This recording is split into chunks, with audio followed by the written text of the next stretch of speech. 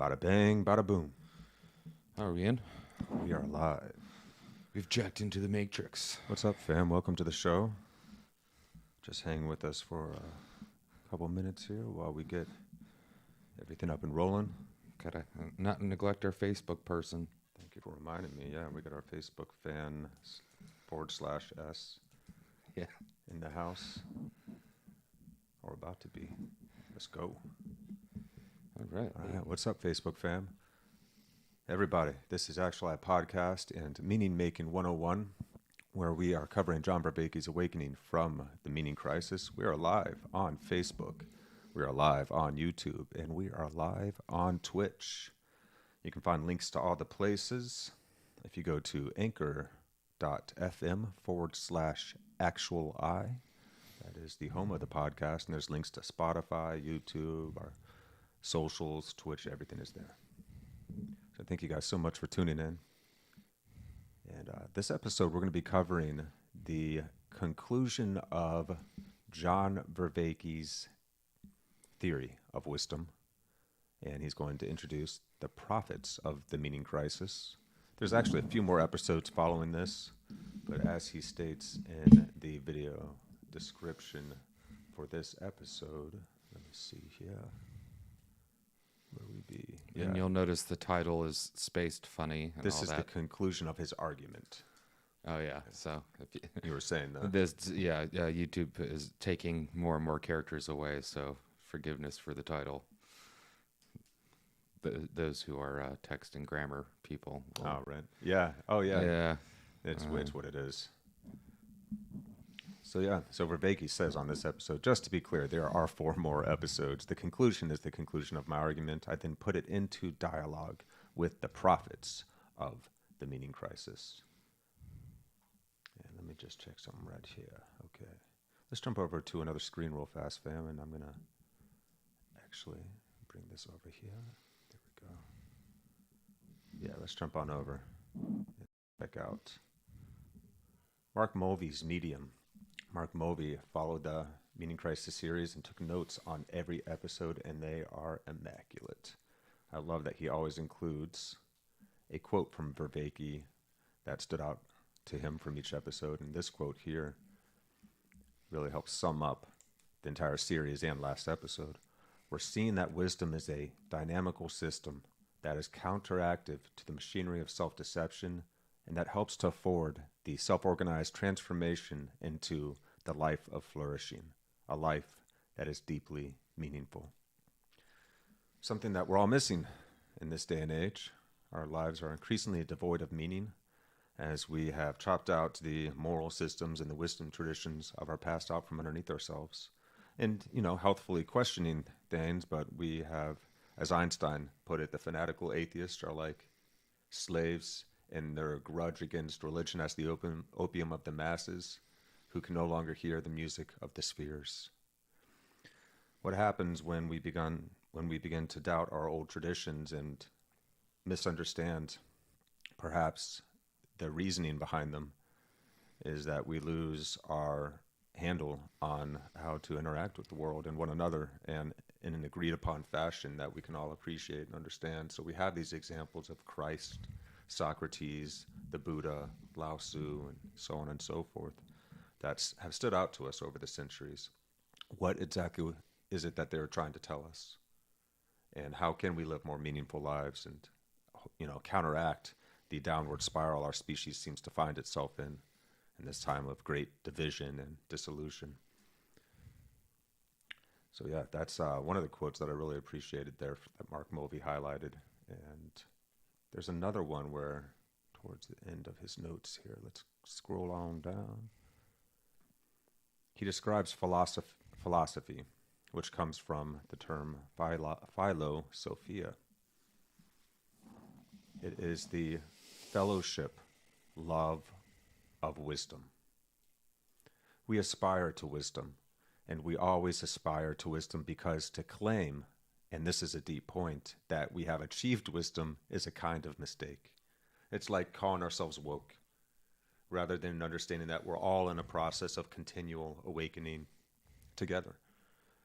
And maybe we never wish or think ourselves woke. May we always be awakening. May we always have room to grow and change our ideas and conceptions. It may be unpleasant, but it must be done. I believe. So wisdom, then, is an ecology of psychotechnologies. And what are psychotechnologies again? Techniques Mental of the techniques mind. Of the mind. There you go. Beautiful. Like that we programs develop over time to language, deal mathematics, with the arena that we're in of the world. You know, culture. Yeah. Meditation. What all is these it? are psychotechnologies. Literacy, numeracy. Yep. The idea of like say, like with money, representative value through, an artifact. So we hold all of these in our head and we live through them. And so wisdom is an ecology of psychotechnologies such as mindfulness and contemplation, and cognitive styles like approaches or orientations to reality, like unconditionality, like Jesus taught, that dynamically and reciprocally, or dynamically in a reciprocal fashion, that means that they're feeding back and forth, constrain and optimize each other such that there is an overall enhancement of our capacity for relevance realization, how the human brain can realize what is relevant, how the mind realizes what is relevant to it. Relevance realization within inference, insight, and intuition, internalization, understanding, and gnosis, transformation, and aspiration. That's a lot. But it seems that wisdom does do all of this for us. So we're seeing that wisdom is a dynamical system that is counteractive to the machinery of self-deception. And that helps to afford us the self-organized transformation into a life of flourishing, a life that is deeply meaningful. Yeah, and using virtues as components to its own machinery, if you will. We notice in the great wisdom traditions that the cultivation of virtues helps to optimize the human being in relation with their world, helps to optimize entire cultures and societies, civilizations as a result. So that's the name of the game, fam. So, I thank you all so much for being here. I think, is there anything else we want to talk about before we jump on in? We're not going to try and summarize the entire last episode. Yeah, all of these episodes have been building upon each other. And if you guys do find this series captivating, interesting, and inspiring in any way, make sure that you like and subscribe to follow us here. Make sure you comment, and it helps that helps the algorithm reach more people than anything. And you can also share some love with John Vervaeke. Go on over to his channel on YouTube and like and subscribe his work as well. Engage with the man. He's open, and he's there to help us understand where we're at in our world today and how we may usher in an awakening from the meaning crisis. All right, fam, so let's do that thing. We're going to jump on over to the show. Let it begin. Make it big, make it big. Yeah. Boom. All right, we're dropping in full screen, coming to you guys. Welcome back to Awakening from the Meaning Crisis. So last time I attempted to draw together all of the other theories, and I don't mean just the psychological theories, although they're most salient right now, but also the philosophical theories into an account of wisdom. I presented a model to you, a theory of wisdom developed by myself and Leo Ferraro from 2013, in which we are enhancing inferential processing through active open-mindedness, enhancing insightful processing through mindfulness. We're enhancing the capacity for internalization by internalizing the sage and cultivating sophrosin. Our salience landscape naturally organizes away from self-deception and tempts us towards the truth,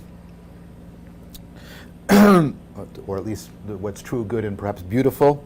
That's perhaps a better way of putting it. And that coordinates the propositional knowing associated with inference, the procedural knowing associated with insight, the perspectival knowing associated with internalization together. And that, as I said, that is directed towards realizing sophrosin, and that can help cultivate a more moral existence, the connection to virtue, mastery in the sense of coping and caring, and meaning in life. But of course, one of the criticisms I made was that the notion of meaning in life there was too simplistic, and it needs to be integrated with a much more developed account that's already in the literature, and I'm contributing to that by work I'm doing with others on meaning in life. I pointed out that the Vervaeke model is missing participatory knowing. It's missing the relationship between, or at least I think it misaligns the relationship between the kinds of knowing. Understanding is missing, transformative experience is missing, aspiration is missing, gnosis is missing. So all of these things need to be deeply integrated together. I tried to give you an account of what I think. Sorry, that's too grandiose. I tried to suggest the beginnings of an account of how we turn basic understanding, which is to grasp the relevance of our knowledge, into profound understanding by integrating the account of understanding with the account of plausibility, so that profound understanding is the generation of plausibility by having convergence onto a contextually sensitive optimal grip that is transformatively transferable in a highly effective manner in problem finding, formulating and solving in many different domains. I also brought out the idea that in addition to inspiration, this is a term I'm giving for more sudden, insight-laden, transformative experience, you can have what Callard calls aspiration. It's much more incremental. It still can't be solved in an inferential, decision-theoretic fashion. She agrees with Paul on that. She does argue, though, and I agree with this argument, that aspiration must be considered a form of rationality, which she calls proleptic rationality, because you're going to get into a performative contradiction. If my aspiration for rationality and my love of wisdom are not themselves rational processes, I'm kind of in trouble in my model of rationality. Then, given all of that philosophy, what's missing, as I argued, is an extensive psychology of aspiration. I know one of my colleagues, Jun-Sung Kim, is working on exactly that problem, and he's of course doing it in connection with a psychology of wisdom. I did suggest to you that we could see one of Callard's ideas of how we do this by, we create something that's double-faced. Well, I argued ultimately symbolic, having aspects of gnosis in it, that allows us to make the jump, the leap, even if it's an incremental one, from who we are now and what we value now to the place where I've acquired some new thing that I value for its own sake. We use the example of music appreciation, etc. Right?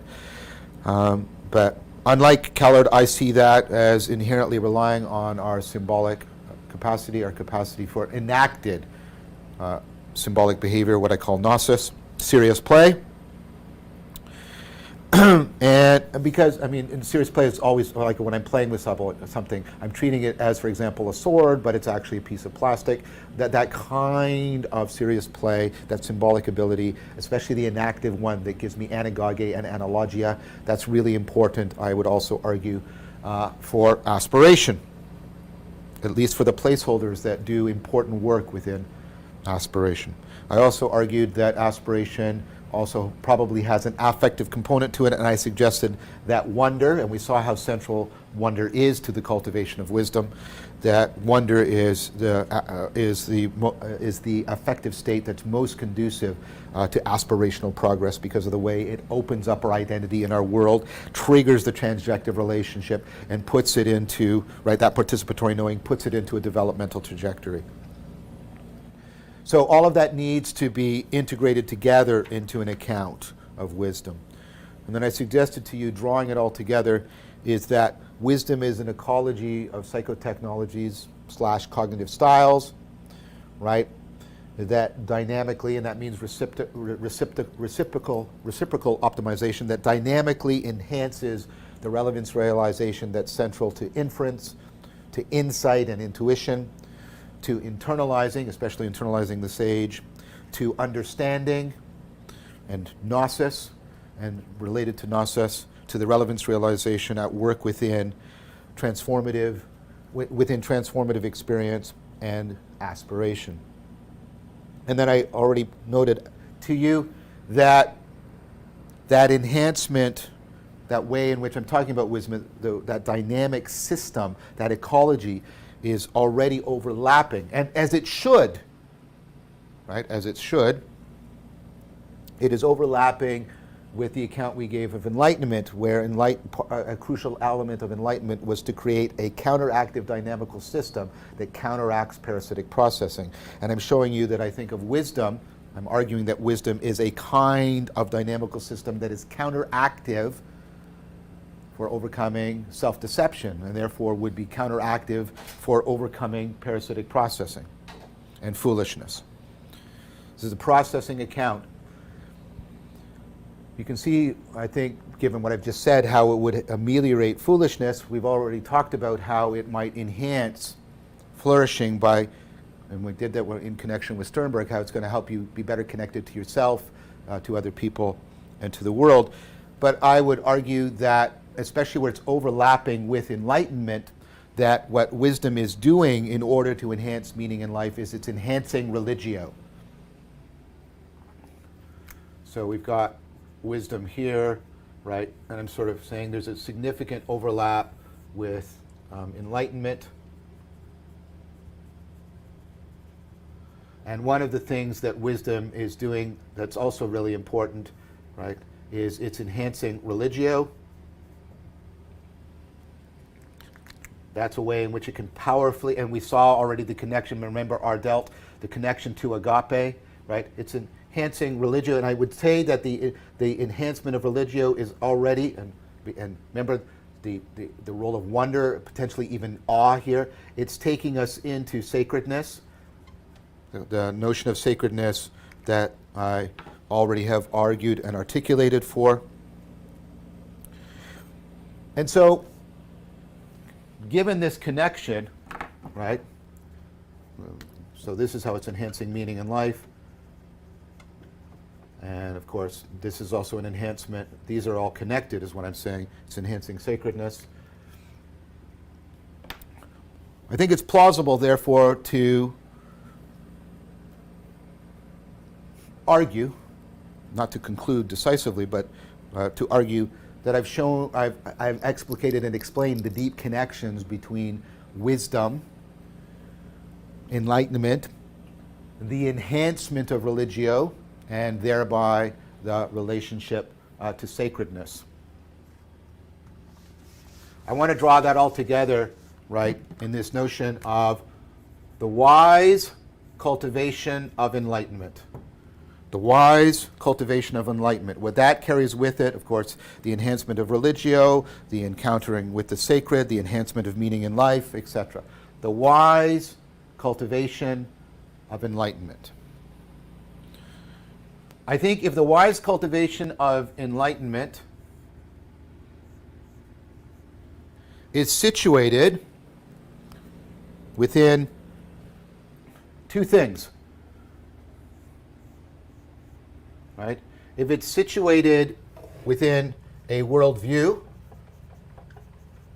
that affords worldview attunement, if it's situated within a worldview, and I've tried to do that by throughout consistently, I believe at least, making this account consistent with a scientific worldview by running it all off the machinery of relevance realization that can ultimately be given a naturalistic explanation. Right? So, and we've already argued how 4E cognitive science, third generation cognitive science, can give us this worldview. And notice how much the discussion of wisdom was invoking a lot of the theoretical machinery that we got from third generation 4E cognitive science. It was all through it. Okay? So that is situated into basically an enabling and encouraging worldview, and that it is also situated within some of the things I suggested, where we have a co-op network of communities of practice. let me make it.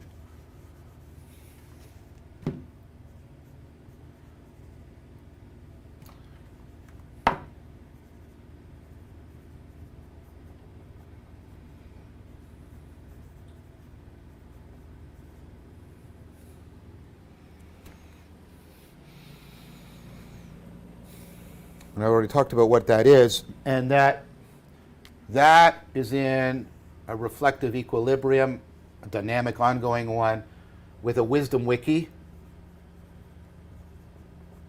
And this has both a top-down, like there's researchers, like the researchers in wisdom that I've talked about here, and then drawn from here, of course, is, right, we want to talk about the practitioners.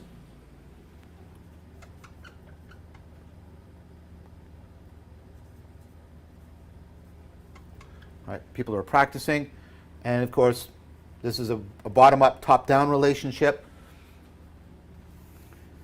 So we have the practitioners, we have the researchers, top-down, bottom-up relationship, and they are in that fashion contributing to the Wisdom Wiki. The Wisdom Wiki is acting as it's taking on a creedal function, right? But it's always in service of religio, and therefore it's being created in a large part by these communities of practice. Now, I think if you put this all together, here it is. This is how I think we can awaken from the meaning crisis. I think that we can draw all of the machinery together for overcoming the perennial problems, dealing with the historical issues, how to connect, right? How to connect wisdom and enlightenment together in a comprehensive fashion, and to connect that with enhancing and meaning in life and overcoming self-deception, etc. All of that machinery, and then situating it within this kind of sociocultural framework. I think that's how we can, individually and collectively, awaken from the meaning crisis. And I want to one more time, and that's what's part of this, emphasize that all of this has been explained and can be engineered from within a secular scientific worldview. It's not a view that is in any way, I think, hostile to religion. I am genuinely and sincerely respectful throughout, but it is a way that is not dependent on religion, nor is it dependent on a political ideology. A lot of this part of it is already nascent. It's already coming into existence. We have some existing examples of this that are being developed. We can apply it. Right? I've tried to give you an account of this, and I've tried to give you an account of how the cognitive science resituates us within a scientific worldview. What I now want to do is to put this into, I hope, a constructive dialogue with other responders to the meaning crisis. I would even call them prophets in the Old Testament sense, of people that were telling forth the meaning crisis, trying to awaken us to it, and trying to galvanize us in response to it. So what I want to do is take everything that I've done. It's summarized by this schema. Break time. Before we get into the prophets. So, I like how we started right out, reminding us how wonder is the most conducive way to enhance our capacity for wisdom cultivation, self-transcendence. Yep. So what a beautiful future of human existence. Sorry to cut you off there. Wisdom and enlightenment have an overlap. Mm-hmm. They seem to go together. Out of wisdom, we get an enhancement of religio. Yes. The religious experience is what that points to. Through the enhancement of religio, we get an enhancement of meaning in life and sacredness. Yes. Not the sacred, but sacredness. A deeper sense of wonder and awe and a sense of the sacred. Yeah. And then he started to get into a schema of his plan for awakening from the meaning crisis. which starts with wise cultivation of enlightenment, WCE. Yes, the wise cultivation of enlightenments. And it sounds like what, in this, he has said this previously, that what he's going for here is a scientific, a secular, naturalistic way to explain how people can become wise, but also to explain how we can have that experience of sacredness and these experiences of enlightenment that we find cross-culturally occurring in various peoples. And of course, all of this, the project is to enact a counteractive system for overcoming the self-deception that is rife within ourselves and our culture, the self-centeredness, the egocentricness that is getting us in the way of ourselves and causing the social breakdown that we see occurring in our time. So we are enhancing the meaning in life by enhancing religio, the sense of wonder and awe, greater sense of sacredness, and coming up with a scientific explanation for enlightenment and how wisdom and enlightenment interact. So he says that if we can situate this wise cultivation of enlightenment in a scientific worldview, and he took us through 4E cognitive science. Yeah, I'll jump in on that once you're done. Yeah, and to help encourage and enable this worldview, situating ourselves in a scientifically explainable worldview that is not dependent on any one religion or ideology. Yeah. This is so important to help remarry science and spirituality in our times and help our various wisdom traditions and spiritual traditions all be able to converse and talk to one another again with a shared language about what is occurring when we approach life with the intent to cultivate our wisdom. So yeah, this the wise cultivation of enlightenment should be situated within three different call them wings, if you will. One is the worldview, and we're looking at it from 4E cog sci, so the cognitive, psychological, scientific view, and then the next step, or the next part of this, the next leg of this, if you will, is a cooperative network of communities of practice. So various communities of practice getting at this and figuring out,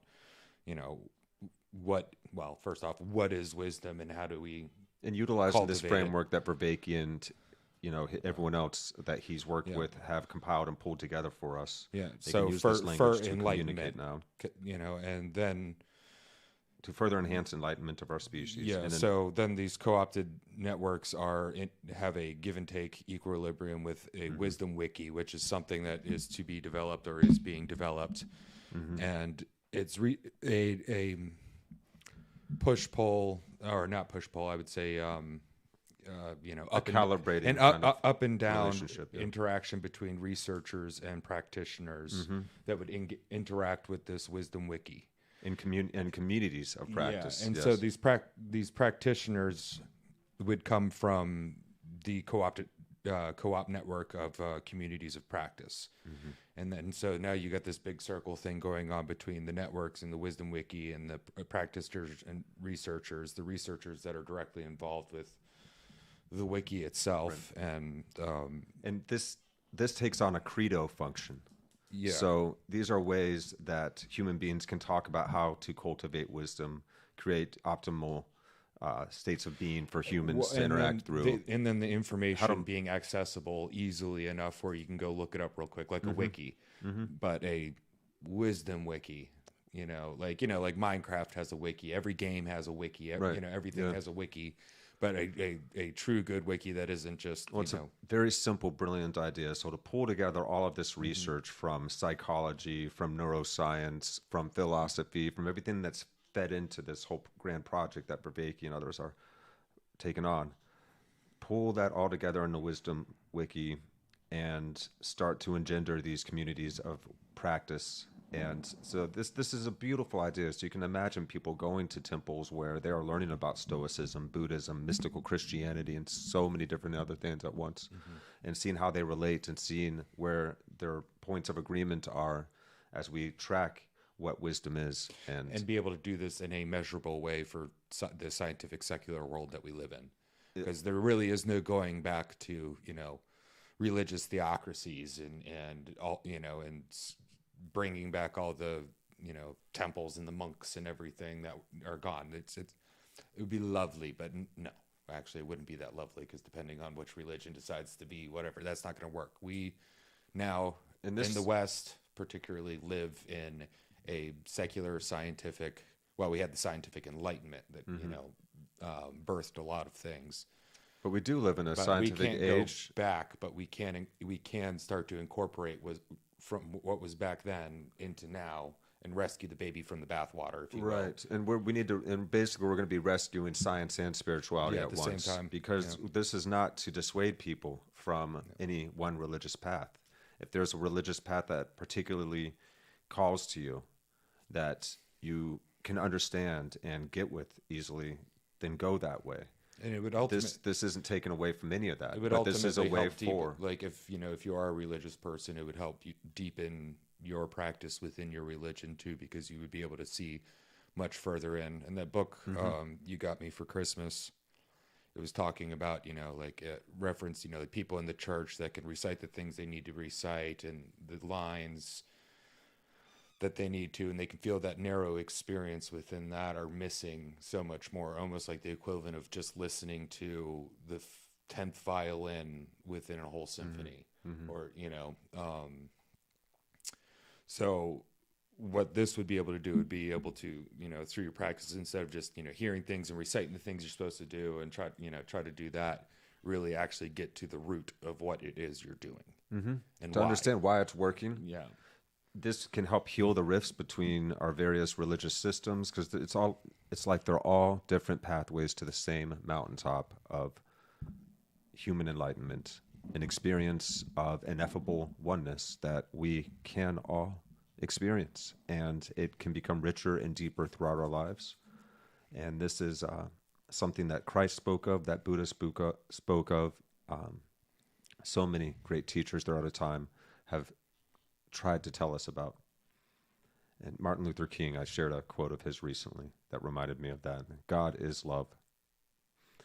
And if we can all agree on at least that, and even if you wish to remain secular, and just to be able to experience a sense of reverence and wonder for this great, beautiful mystery that we find ourselves within, even that is enough, I think, to start developing a deeper relationship with reality, and in a way that can help us to flourish as individuals and as a species, because this is certainly our optimal state. Well, and that's the first leg of what a wise cultivation of enlightenment theory trademark is nested in, is an encouraging enabling worldview that it is positive, encouraging. Yes, do it, because ultimately, if you want to be the most I don't want to say nihilistic, but the most pragmatic about it, the human species is trying to replicate itself over time to reach genetic immortality.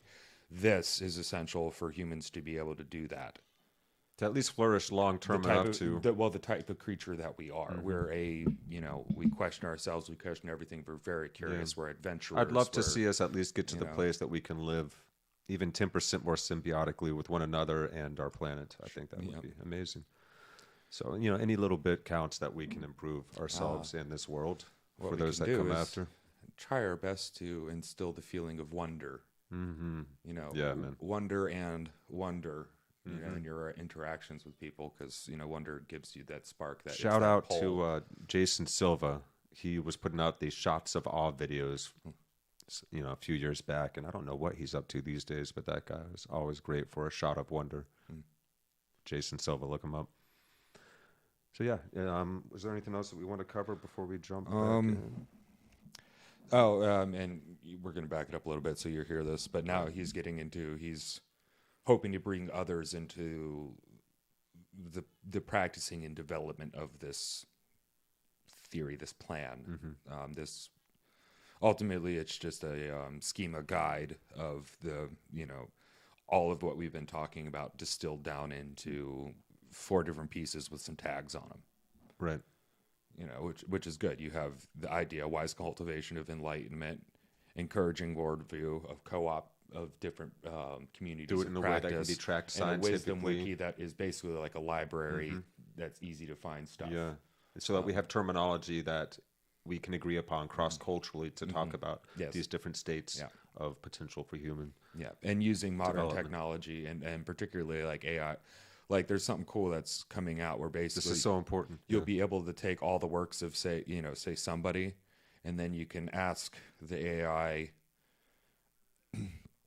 about not just like what's in all those works, but how according to those works, what conclusions you would get to, or flesh out problems. So even somebody who wrote, like has been writing for 60 years can put all their stuff in there and then ask the machine a question and garner insight that maybe not have You could been, see where their thinking was going. See the that hasn't quite Yeah. occurred to them yet consciously, Yeah. but what they were circling around subconsciously and all And that so they you were. do this kind of thing with a wiki where it's Interesting. like you can go find the links for the publications, the paper, the reference materials, and all this stuff. But then if you, I don't know if they're doing this with the wiki, but he works with AI people, so I'd assume there's something like that. I meant to share with you a clip because I was replying to somebody that commented on one of our last videos, and I shared with him an episode. Let me see if I can look this up real fast for you guys. Yeah, so while I was looking that up, so you would have like a standard wiki format, but then you would have the ability to ask questions and have, an AI helper, if you will, within it that could,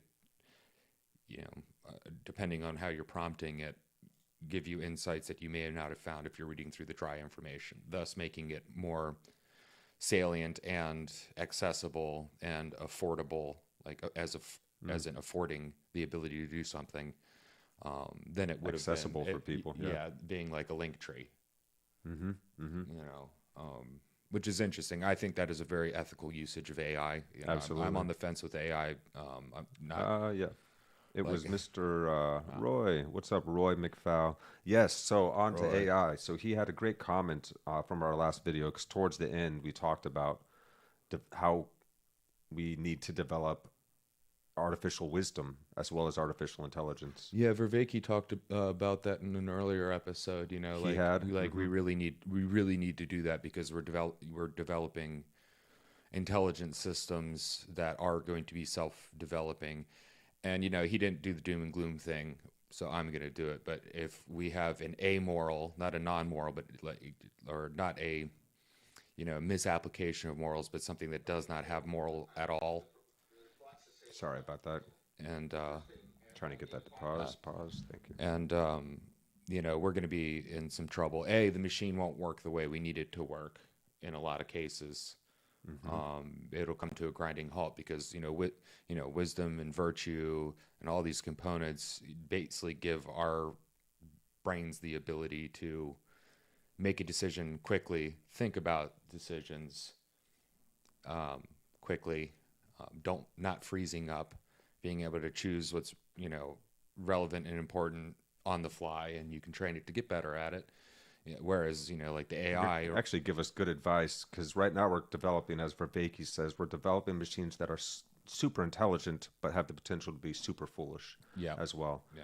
And we need to understand the framework of how our brains have this capacity for wisdom. How is it cultivated? Yeah. How is it developed? And to understand it through a process theory so that we can actually plug this into our AI before we, put ourselves in a very dangerous predicament.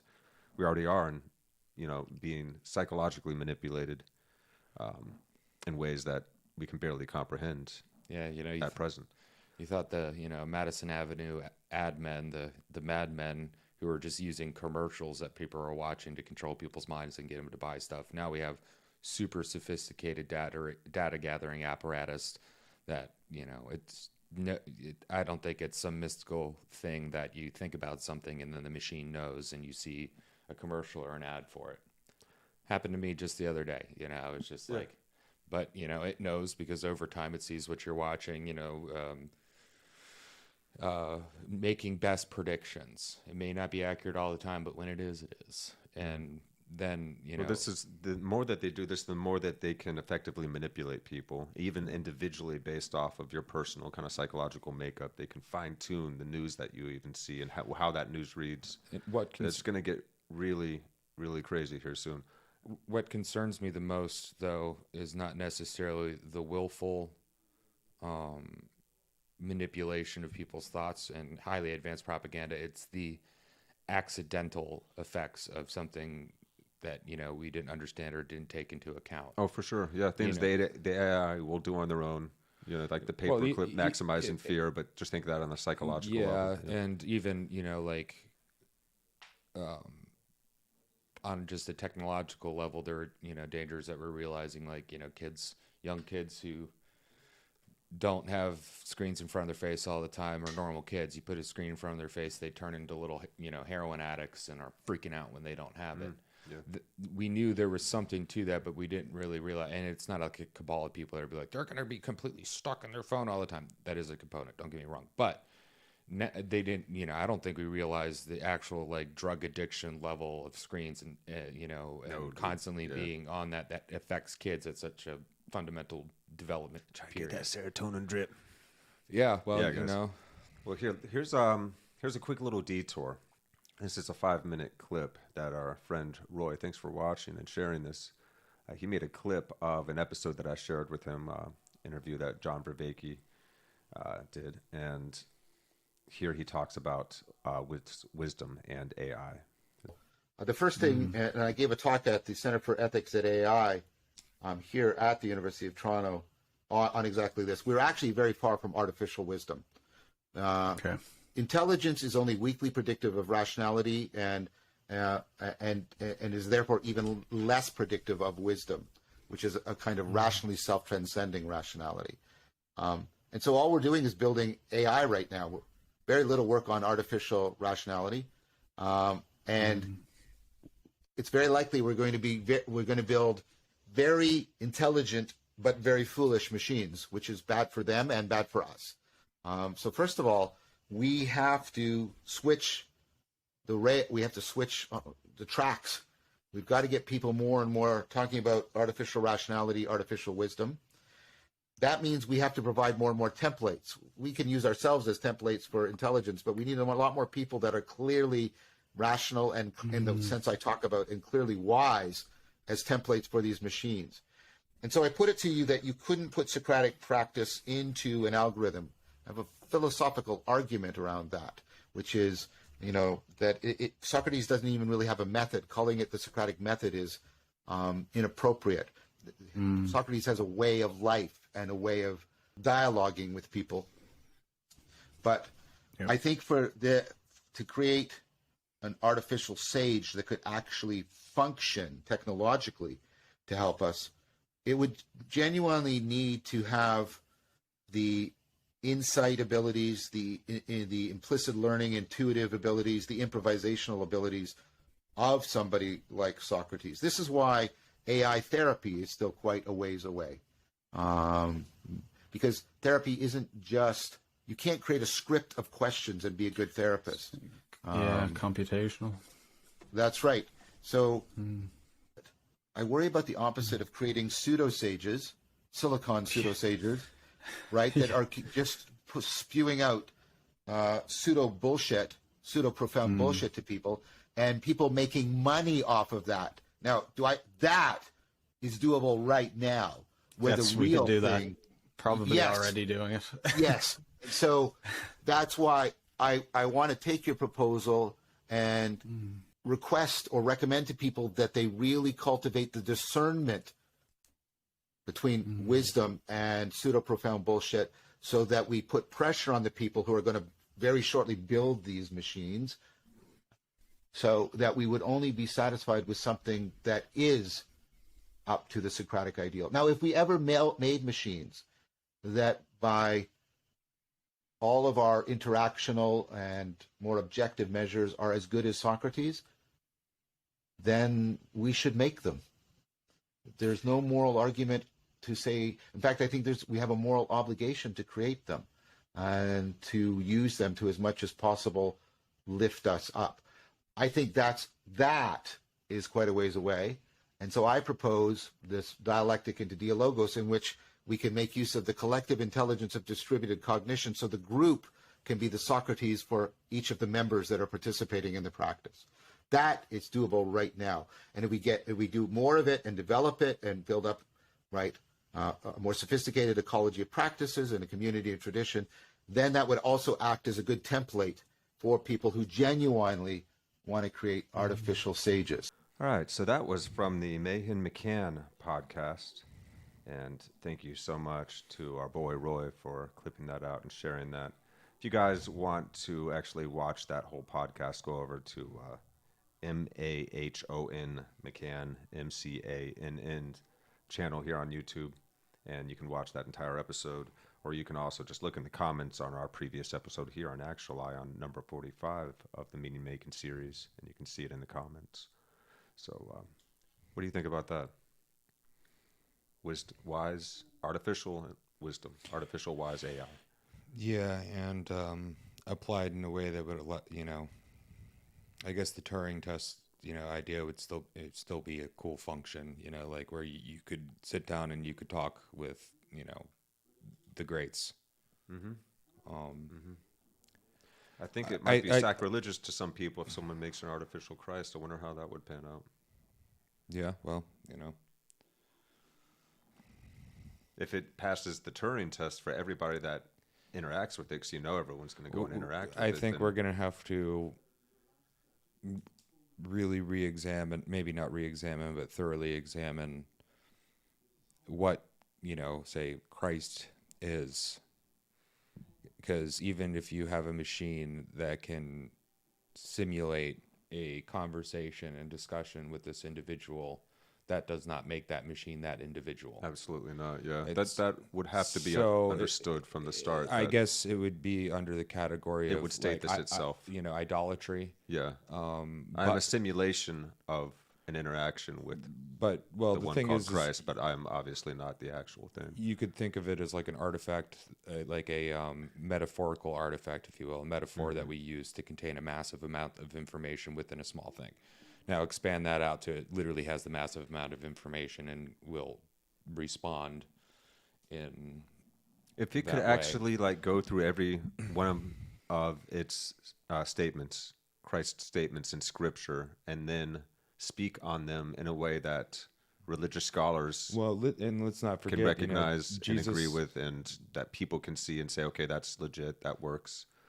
That could be a beautiful thing to have, any kind of sage, like a Socrates or a Buddha. And that's the thing, too. But so, a Christ. Socrates, Plato, Buddha, Jesus, they were not just the words that got recorded either about them or from them, or they're even what they jotted down from their own ideas. They were so much more. They were humans. Living a human existence, a human life that and there is value to that. And I would want it to be able to tell us, truly Christ's love, God's love is perfected through you. God dwelleth in your heart and lives through. I personally wouldn't interact with an AI of that nature. Well, and it's what's coming. And it's not necessarily because I'm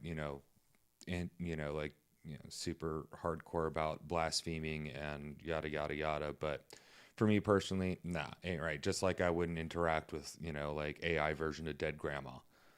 That's not. Oh man, there was a Black Mirror episode about that. We really are getting into some crazy territory. But being able to say if we try and do something like that, say a chance to sit down and talk with Socrates for a minute.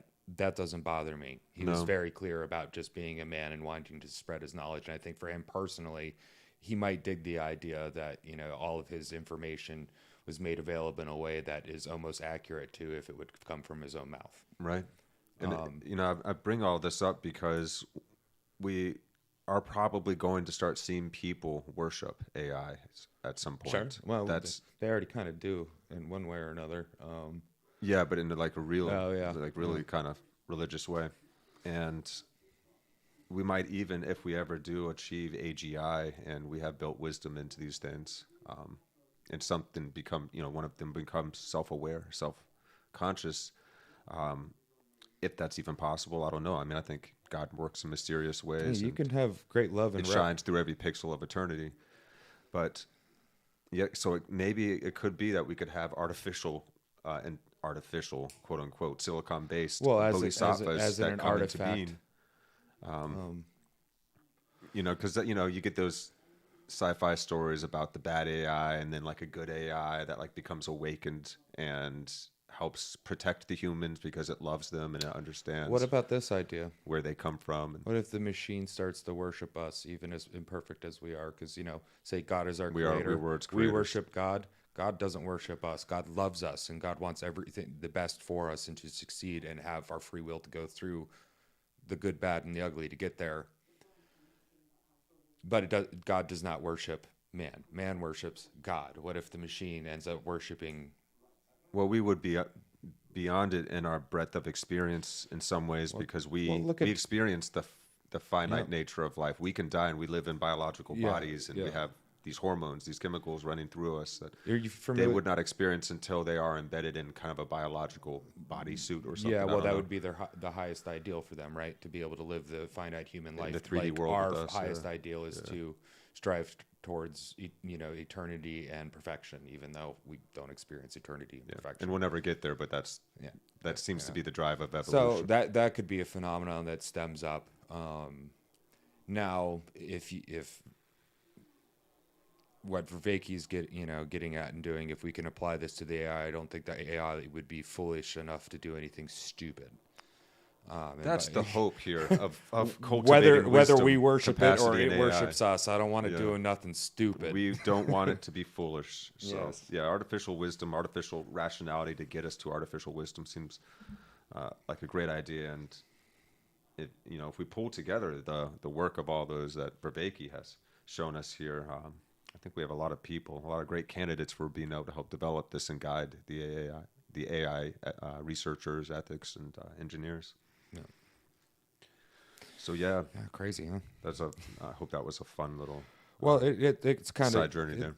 And he did speak in that part of the interview of the networks, the ecology of practices as well, bringing people together to discuss this because no, even though say okay, you have a very good path that gets you to where you need, say the top of the mountain, cool. But if your goal is to map the forest around the mountain, you're going to have a lot of people because you can't walk all paths, right?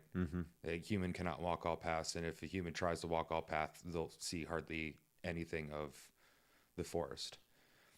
You just spread too thin, right? I know technically in a forest, if you're there long enough, you can walk the paths. But for this example, so what you have is you have a bunch of people that are naturally walking their own path, and some of them are dead ends and they have to come back around. Some of them may be a little quicker or not, or a little harder to get through for some. But if you're adventurous, maybe you can get through it and you get a better understanding of the forest around the mountain. Yeah. Yeah. All of us together, all of our unique perspectives, gaining a much more richly detailed impression of this entire forest together. So we can see the forest through the trees. With tools and techniques that we have now to really be able... And the other thing is all this is in a way that scientifically we can measure it as well. Yes. Because we have to be able to measure the effects of the causes in order to make a judgment whether it's working or not. So as individuals and cultures, we have ways to catch when we're self-deceiving ourselves, frameworks for helping develop our capacities to see through self-deception and to enhance wisdom and flourishing in life. Blah, blah, blah. Yeah, let's jump back in here. We have taken quite a divergence. Yeah, that's okay. Side quest. So what I want to do is take everything that I've done. It's summarized by this schema. Right? I hope it's not oversimplified by the schema. It's summarized, and I want to put this into dialogue. I hope, like I said, constructive dialogue with some of the central prophets of the meaning crisis, especially in the 20th and 21st century. Now, inevitably, I cannot do everybody, and right, your favorite philosopher might not make it here. Both for lack of time and lack of expertise, I'm not going to talk, for example, very much about Wittgenstein, although I think he's important. I've taken a lot of undergraduate courses, graduate courses, read a lot on Wittgenstein. Wittgenstein has deeply influenced me. The notion of a cultural cognitive grammar is Wittgensteinian through and through in important ways. But trying to connect Wittgenstein to the meaning crisis is not something that I feel I have the requisite expertise. Whitehead is a philosopher I am currently, again, trying to understand. He is somebody who is wrestling very deeply with the meaning crisis and trying to come up with a way of resituating us within a scientific worldview. I've read quite a bit. I'm reading quite a bit. I'm not confident yet about that. Whitehead, of course, has been terrifically relevant to process theology and some of the new theological innovations in the 20th century. And part of that can be, I could argue, I think many people could argue, is a way of that theological innovation is designed to respond to the meaning crisis. There's other people. Those are just two clear examples. But what I want to offer is, I've chosen the people I've chosen for two reasons. I've chosen them because I think I have some relevant knowledge, relevant expertise to bring to bear. And secondly, because they form a network. I don't need to present them sort of in a piecemeal fashion. They have relations of contrast, connection, causal influence with each other. So there's a network of people I want to talk about that are in a sense harbingers of the meaning crisis. But again, in that prophetic sense, they're trying to awaken us and arouse us to respond. So what I want to do is first of all put up what that network is going to look like to give you an overarching roadmap of where we're going. And then what I'm going to be doing throughout is presenting that material, and then, as I said, trying to put it into constructive dialogue with the argument I have made. My attempt is not to sort of say that they are all, my account is better, or they're all just saying what I was saying, but what I want to show is that the account I've made I can argue that it is deeply responsive and responsible to the work of these prophets of the meaning crisis. So the figure and he's a controversial figure, and I think it's fair to say my philosophical attitude towards him is one of ambivalence, but sort of a pivotal figure in this is Heidegger. So I want to take a look at Heidegger. Right now I'm not going into discussing these people. I want to draw out some important connections. We'll have to go behind Heidegger a little bit and talk about Husserl and phenomenology. That's important. Heidegger is, I would argue, also deeply influenced by sort of the Gnosis underground running through Germany, especially in the 20th century, and especially like between the wars. And that comes through at least explicitly, and you can see this in John Caputo's book on the mystical element in Heidegger's thought. This comes through the Rhineland mystic of Meister Eckhart, has a huge impact on Heidegger. So those are definitely important aspects, important influences. Another, of course, titanically important, because he just influences everybody, is Kant. And behind Kant, of course, is Descartes. Okay. So many of these people I'm not going to talk about at length because I've already talked, but I'm trying to map this out because I'm trying to show you what I'm going to invoke and then what I'm going to discuss in order to try and draw this all together. So another really important figure, and you've heard me mention him several times, and he directly gets into that connection with theology, but he's one of the great writers about the meaning crisis is, of course, Paul Tillich. And his masterpiece, The Courage to Be, is all about a prophetic announcement of the meaning crisis and an attempt to seriously revise theology to take that into account. And there's also, and it's, I think, both this way, and it's not clear if it's also independently, but there are Gnostic element, deeply Gnostic elements. So I'll put that as sort of a dotted line in Tillich. Tillich famously argues that we need to get to the God beyond the God of theism, which is about as Gnostic a statement as you can possibly make. So Heidegger also has a lot of influence on somebody you've heard me mention, especially with ideas of transjectivity, but he has a lot to say about symbolism and the meaning crisis, and this is Corbin. And so I'm going to have to talk a lot about Corbin because I haven't discussed him at length, but his work is, again, very pivotal in trying to respond to the meaning crisis, and the work that Chatham has done at trying in his trilogy of books, or maybe there's 4 books maybe, but I've read 3. I've read 2 and I'm currently reading the 3rd. Books on Corbin really help to make a good case for how important it is. Many people don't know about, for example, the deep connections between somebody else that we're going to talk about, Corbin and Jung. And of course, Jung is directly influenced by the Gnostics and directly influenced by Kant.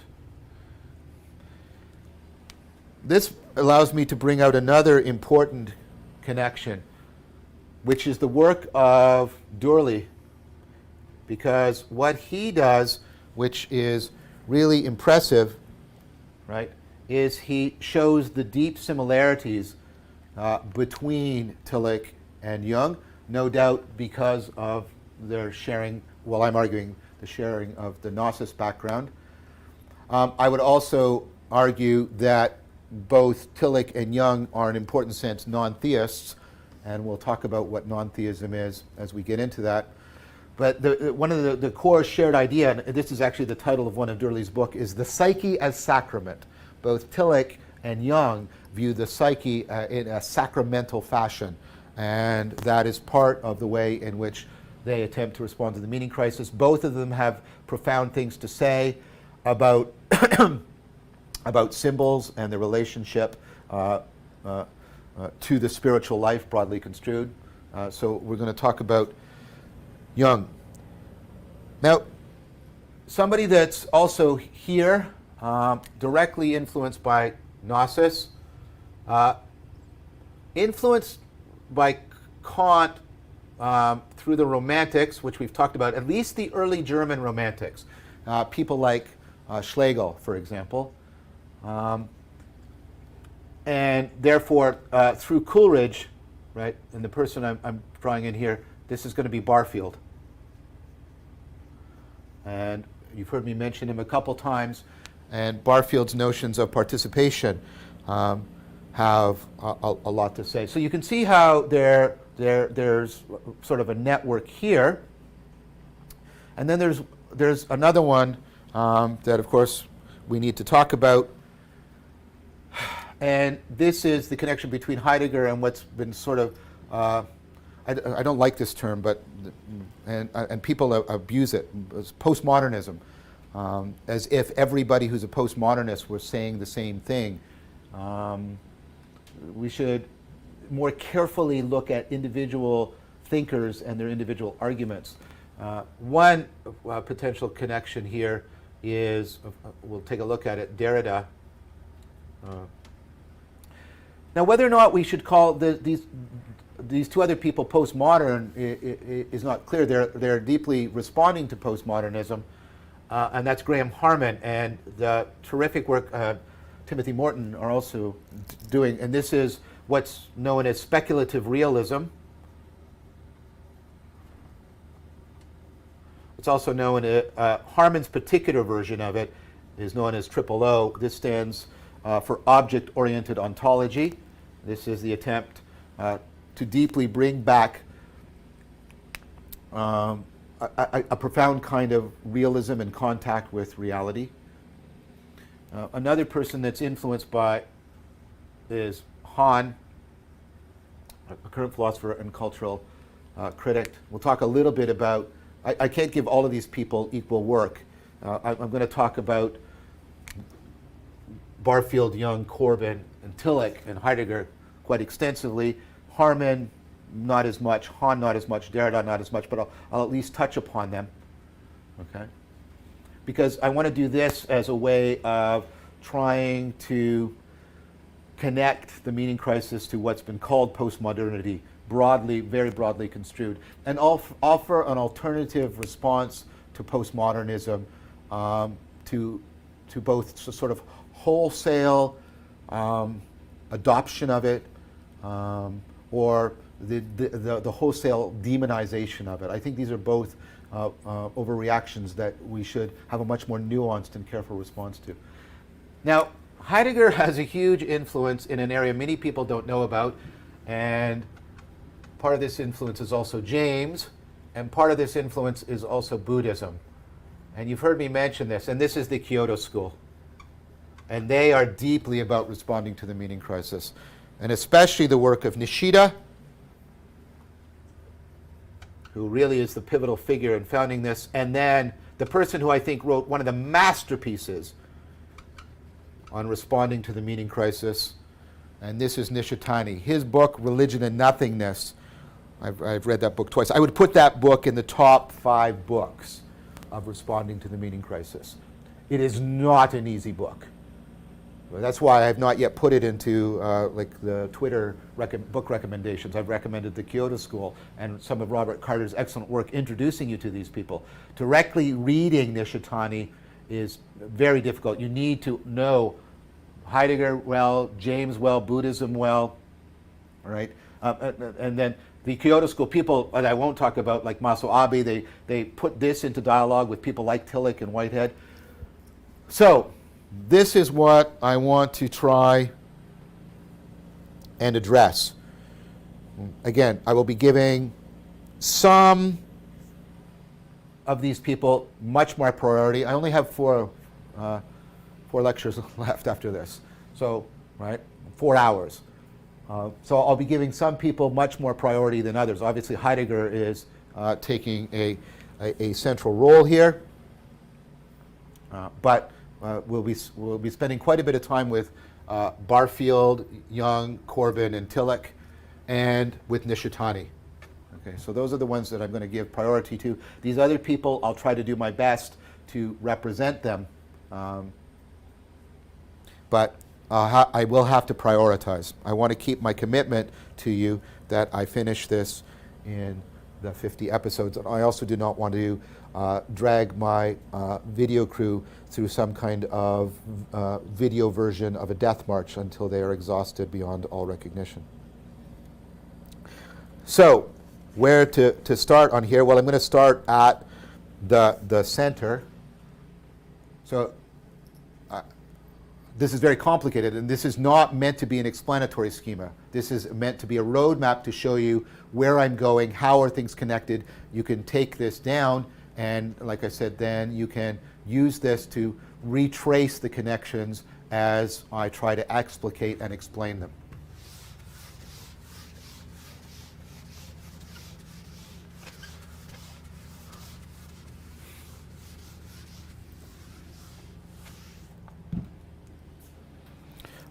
All right.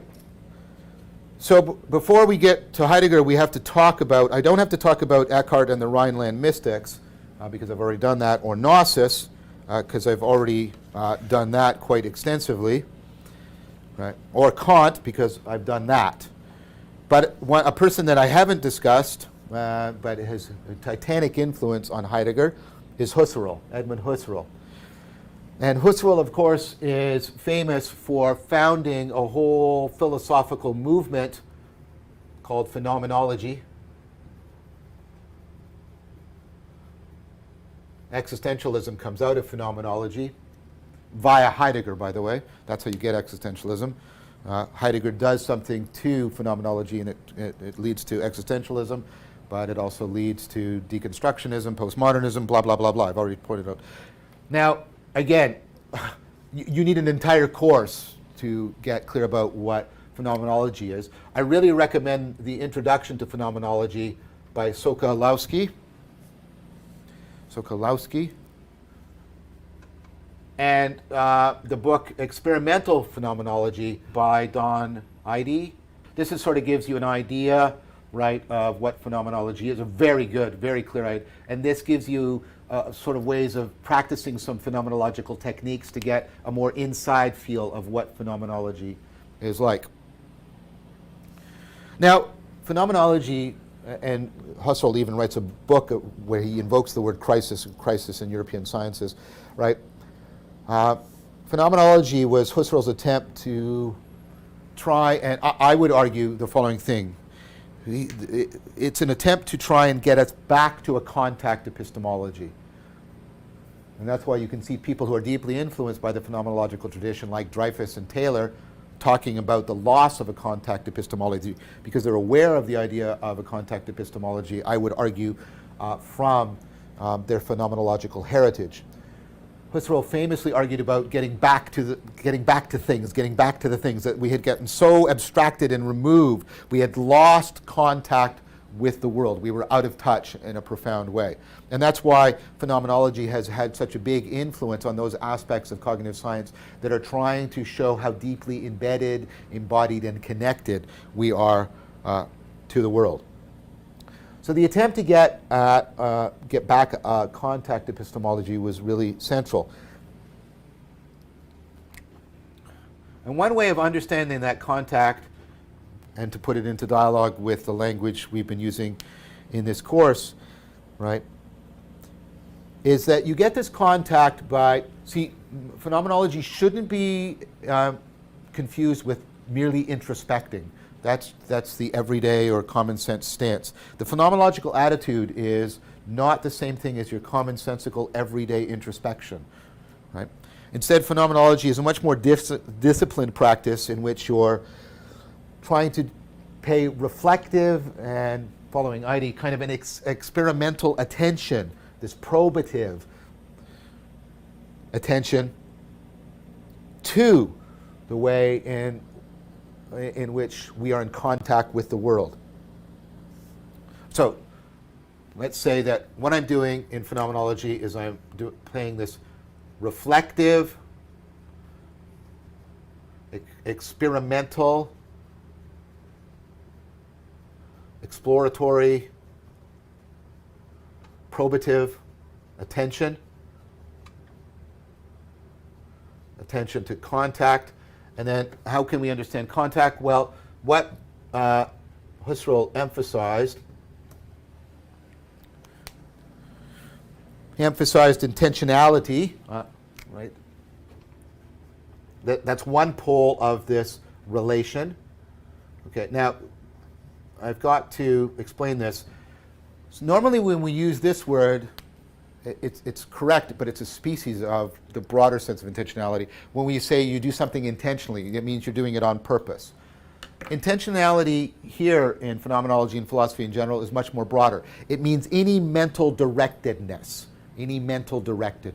So when my perceptions are of the bottle, or my actions are towards the book, right? Or I'm thinking about Paris. Those are all intentionality in that I have a mental directedness. So there's the intentionality, and it's in this reciprocal relationship with the way in which a world is disclosed, where a world doesn't mean a planet. It means something that we've been talking about throughout, right? It means a meaningfully structured environment.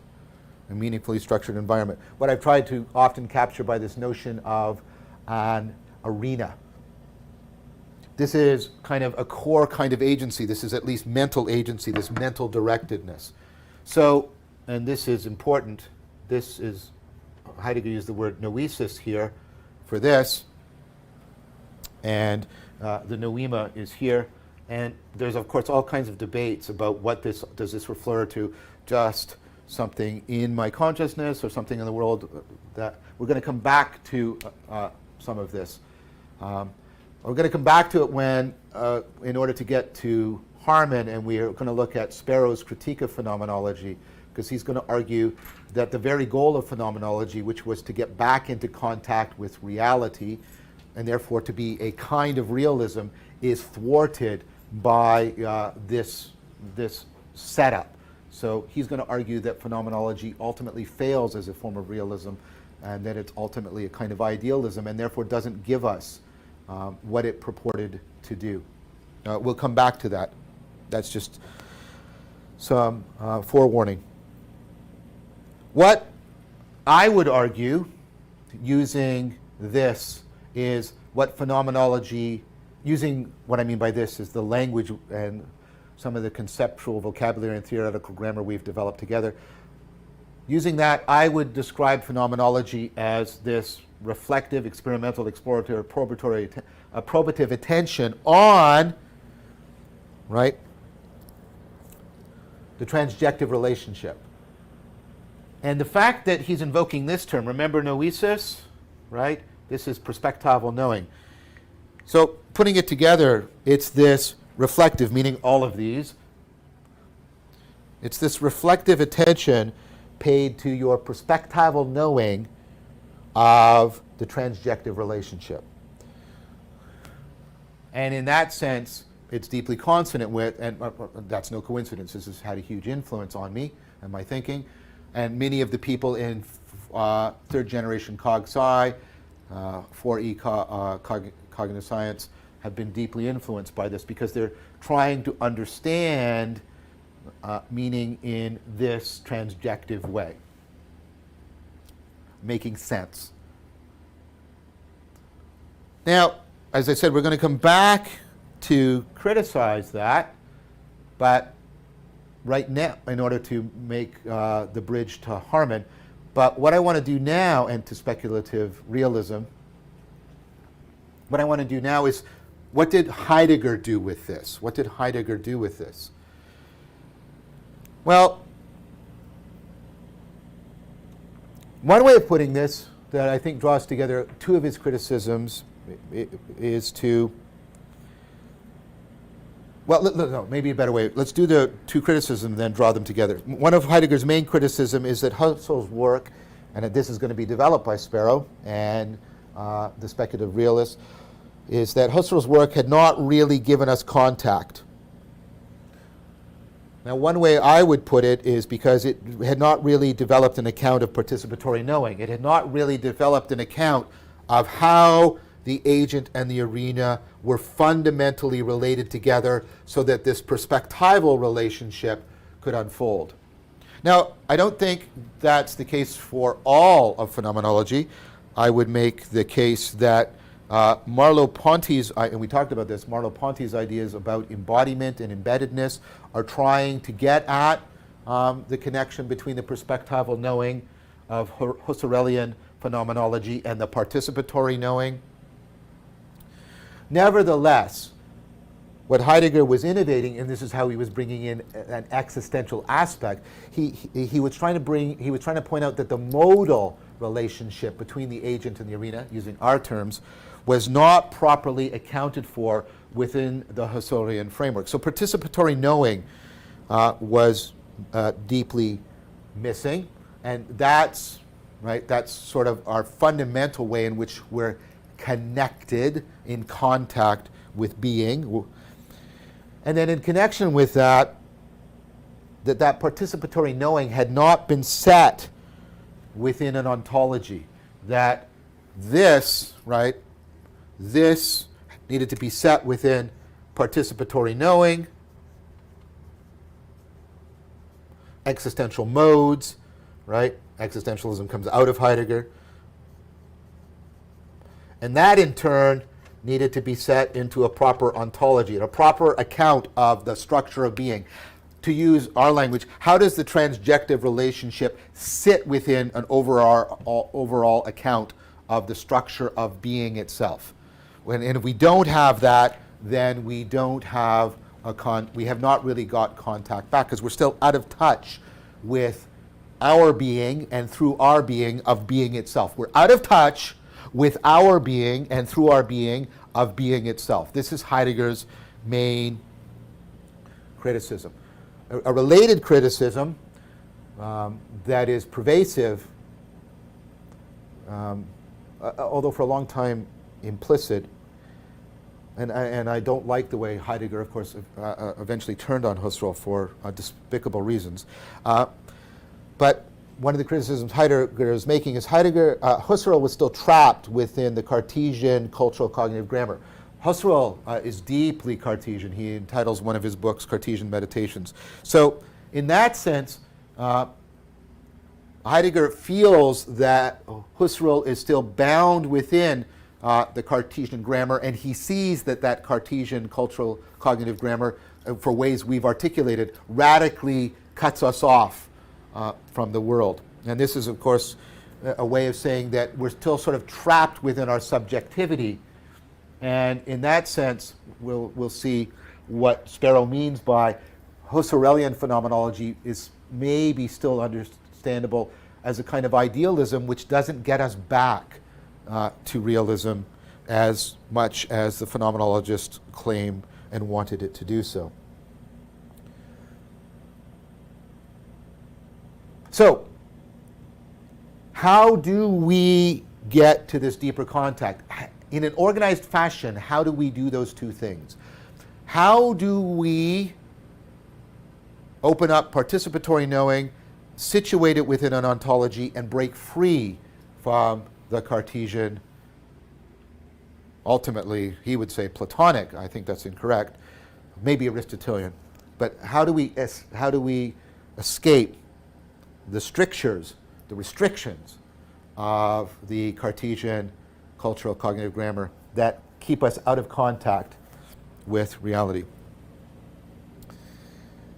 So what we need to do is phenomenologically, not just theoretically, but phenomenologically, right, within participatory knowing, by transforming it in a reflective, experimental, exploratory, probatory way, our attention, right, by directing our attention in this fashion and opening up our perspectival knowing. So we're going to phenomenologically realize, but we're going to direct that phenomenological realization towards something important. We're going to direct it towards our being, who and what we are.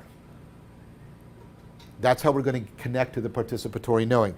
What's that going to do? Well, we're going to have a phenomenological realization, which of course is then going to become an existential realization, that we are the beings whose being is in question.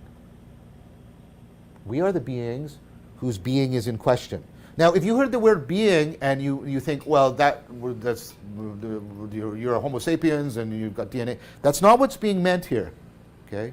That's not what's being meant here. So be patient, because it's what's grounding this that is our being. I'm not talking about a biological phenomena, at least in any direct sense, although I think it's ultimately grounded biologically, right? We're talking about what grounds this Husserlian framework in a participatory knowing.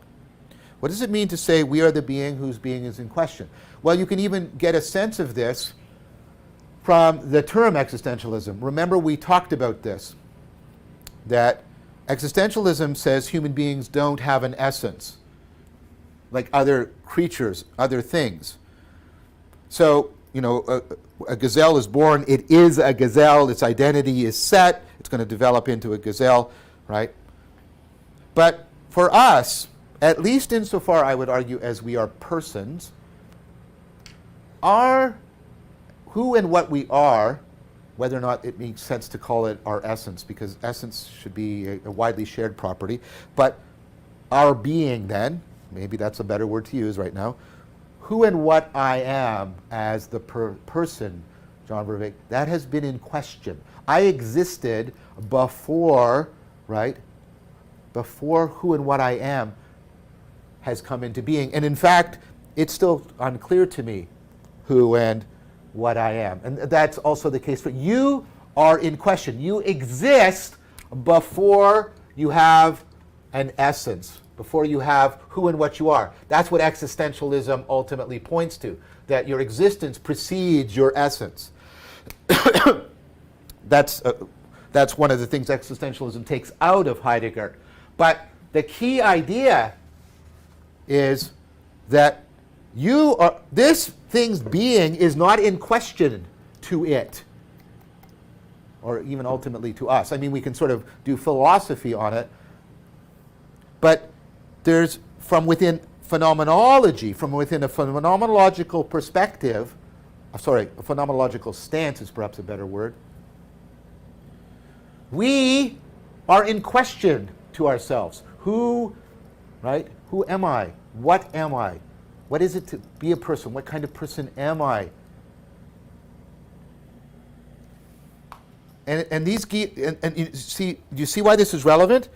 This question goes fundamentally, it's bound up with this question. What is the meaning of my life? In this, right? Not in the sense of destiny, but like, how is my life meaningful? What makes it meaningful? What makes it meaningful to me? What is its meaning?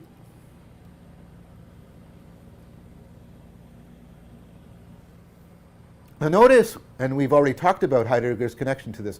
Heidegger is trying to get you into something like an aporia, and he's trying to get you to remember the being mode.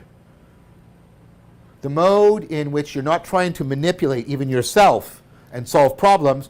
You're stepping back and confronting mystery because you're engaged not with controlling things and satisfying your having needs. You're engaged in a process of development, of becoming.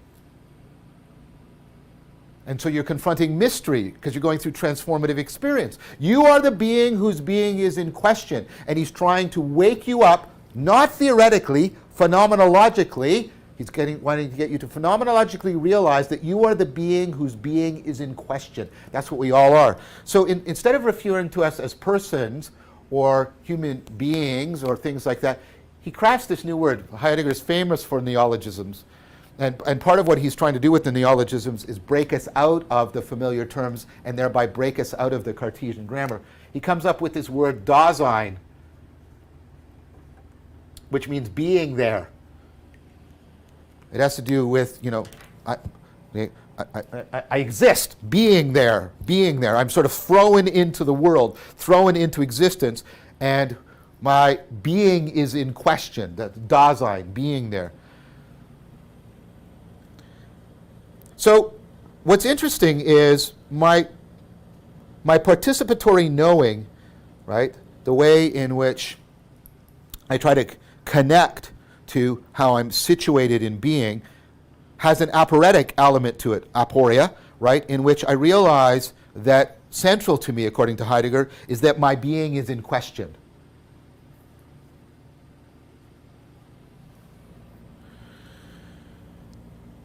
Now, if my being, that's my participatory knowing, my groundedness in being is in question, that is how I can link participatory knowing to ontology itself. Do you see? Because, and this is why it's participatory knowing, my self-knowledge will also get me into my knowledge of ontology. Because by knowing myself as the being who's being in question, I can put ontology itself into question. I can I can frame an ontological question of putting being itself into question. I know myself as a being whose being is in question, and knowing myself that way is also to put being into question, right?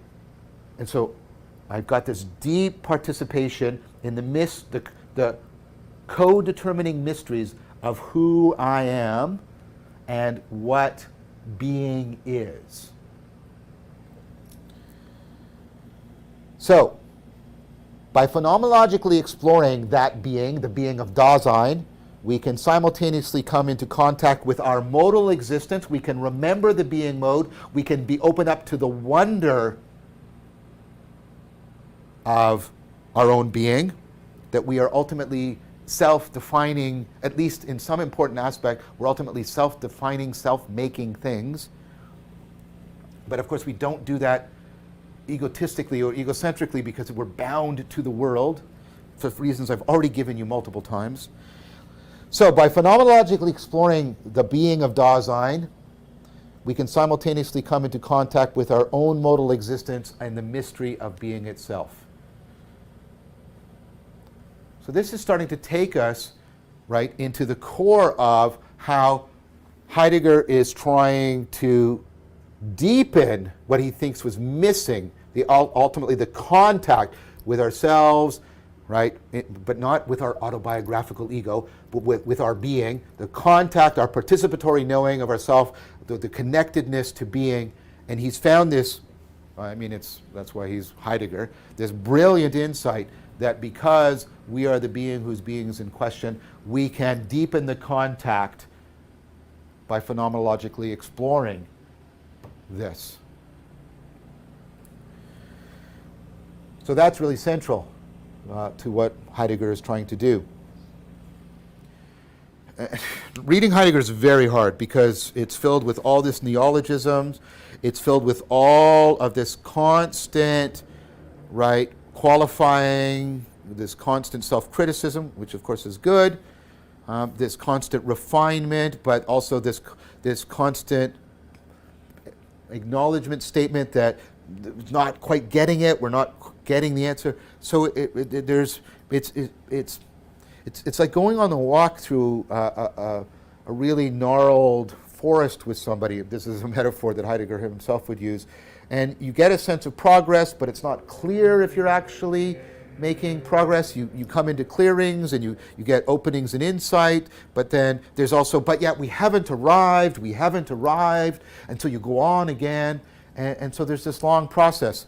So what I want to do instead with you is, instead of trying to do something audacious, try to summarize, I want to try and go in and get some, I'm going to do some exposition with you. I want to read some key quotes from Heidegger, and what I then want to do is try and unpack them, following this idea of how he's trying to deepen contact, trying to put into dialogue with the very tremendous help of Dreyfus, with the machinery, the theoretical machinery we have developed, and that will also afford me a critical response to Heidegger. I'm not going to start those quotes now because we're almost out of time. What I want to do is just foreshadow what Heidegger is going to argue. Heidegger is going to argue that the history of metaphysics, that whole philosophical history coming out of the axial revolution, is actually the history of nihilism. This is why he is a prophet of the meaning crisis. That whole historical development, that framework, that cultural cognitive grammar, right, that we've inherited from the axial revolution, that whole metaphysical framework has developed inexorably towards nihilism. It has driven us into the meaning crisis. And of course, that's already deeply resonant with the historical analysis that we've pursued in the first half of this course. So if we can understand that cultural cognitive grammar of metaphysics, that's a pejorative term for Heidegger,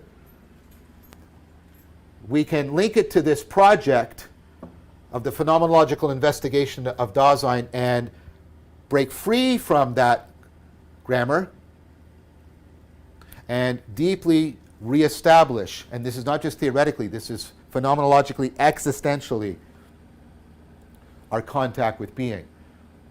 And that deep participatory knowing and remembering of being and the realization of being and how it's not a being, not a particular being, and our status with respect to being, that's the response Heidegger is recommending to the meaning crisis. And next time what I would like to do with you is explore what his thinking is by going through the quotes, unpack it more, link it to the argument that the history of metaphysics is the history of nihilism, see what we can glean in a cooperative dialogue between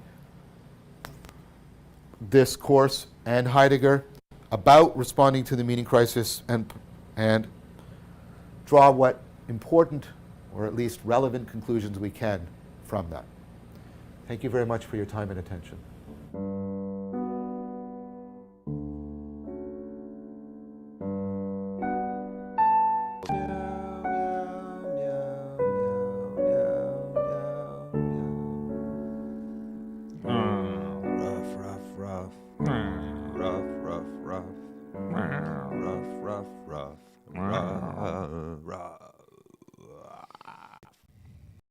We have definitely done that over 40 times. You know, random thing to keep track of, but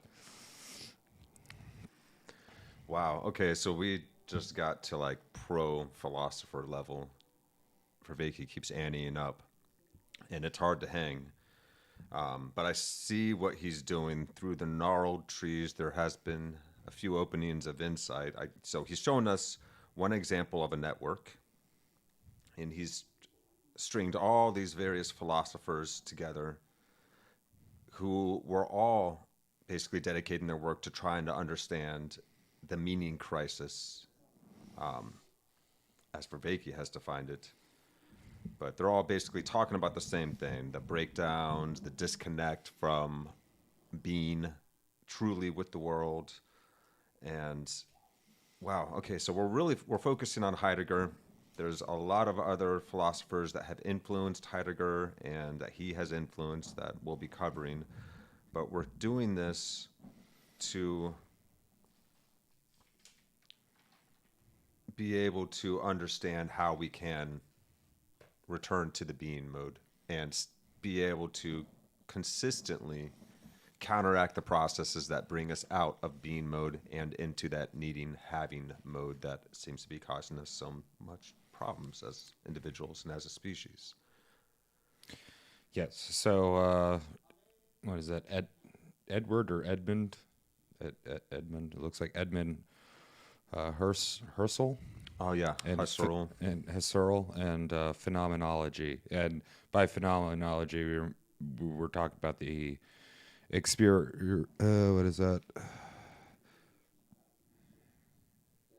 Oh man, my writing is terrible. The attention to the way we are in contact with the world. Yeah, contact epistemology. Yeah. Yeah. So it is one way of trying to achieve that contact epistemology, because we've become so distracted. Yeah. We've lost contact with the world, and we have to get back in contact. So this is Husserl's work, and there's criticisms of this, but we'll be getting into those in future episodes. And Go ahead. Yeah. and in contact with the world in a reflective, experimental, exploratory, probative attention. So we talk about intentionality and world disclosure, which have a back and forth. So intentionality is that mental directedness, and world disclosure, a meaningfully structured environment. That's what I mean by these terms. So your mental directedness and a meaningful structured environment. So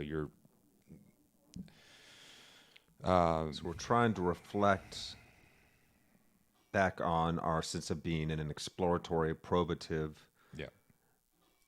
kind of experimental, open way that is in a becoming kind of orientation rather than an accomplishing or having or controlling. Because it's like when in Zen and yoga and Bhaktivedanta and all these different wisdom schools, they teach us that when we're looking back in, that we are doing so with the attention back on attention itself, on the very sense of beingness itself, so that we don't get stuck in trying to accomplish something like trying to achieve enlightenment, because now you're in the having mode. You have to actually be able to be still and watch the mind.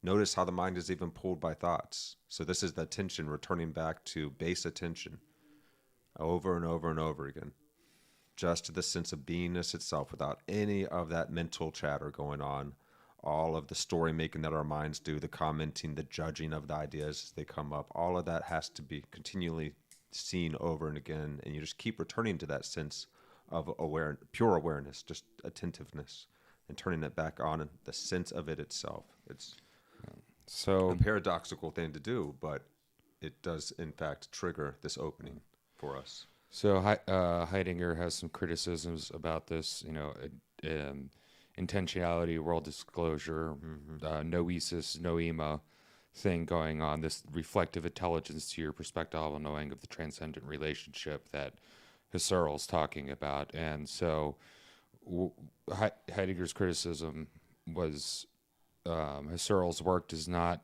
develop an account of participatory knowing. That's right. That's how Vervaeke puts so it there's in the terminology he's given us. Yeah, so there's an issue with our modal relationship of agent and arena.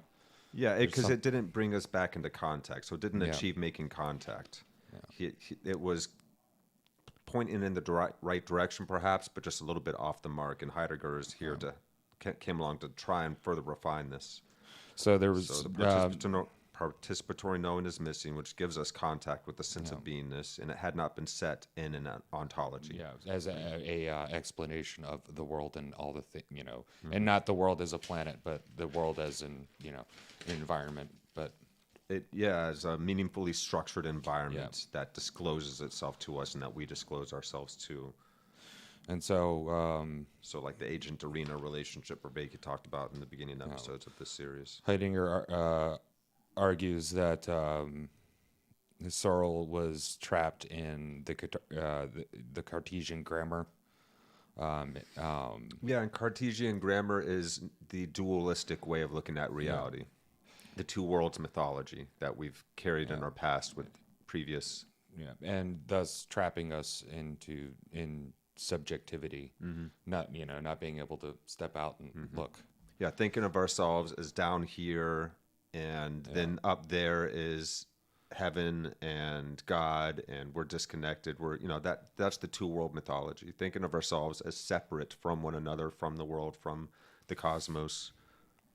So Heidegger was the egocentric mode. Asking a question: how do we get in deeper contact, and how do we escape the containment of the Cartesian grammar? Yes, we need to, because he's saying we need to open our perspectival knowing and direct it towards who and what we are. Yes, and there's the quote: "We are the beings who are being."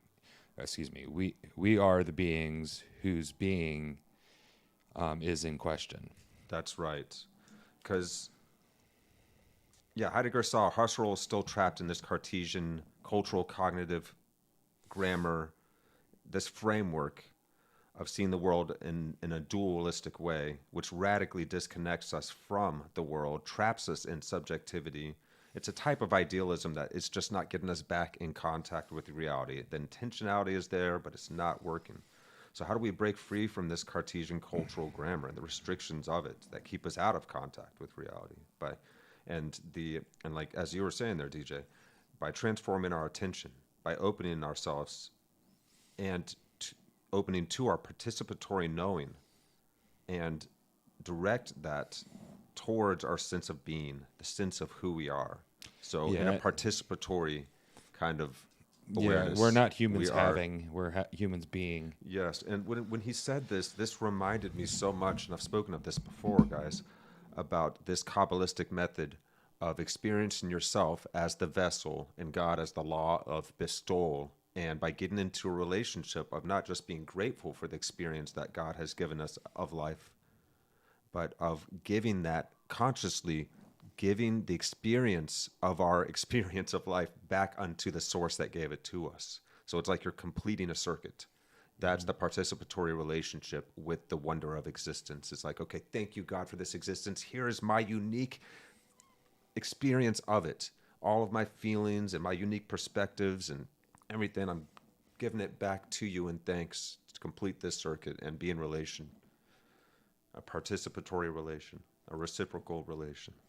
So who and what we are as persons, specifically persons, is in question. So, and I want to, on the word person. So there is a nature of, say, human. It's the human nature, and then there's an instance of human. Personage. But then there is the then person. Yes, then there's and not the personage, but the Assyrian word persopa. It is the thing that makes you uniquely you. I think it has a lot attached to, it has a lot attached to what is attached to the sticky ball of relationships that is the self. That because you could say the gazelle doesn't necessarily have. You could say it has personality, but that would be more like quirks. That would be. But you see those. That would be more like person as in wearing the mask opposed to the face of a person. You know, like you can see, oh, this one's a little rambunctious and everything, but it doesn't have deep questioning thoughts of who and what I am, and then the realizing that I am questioning who and what I am.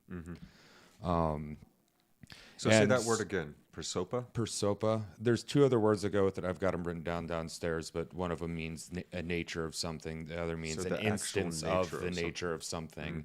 And then the third, which makes us special, is the prosopa, is the personage, the person. You know, your cat doesn't have prosopa.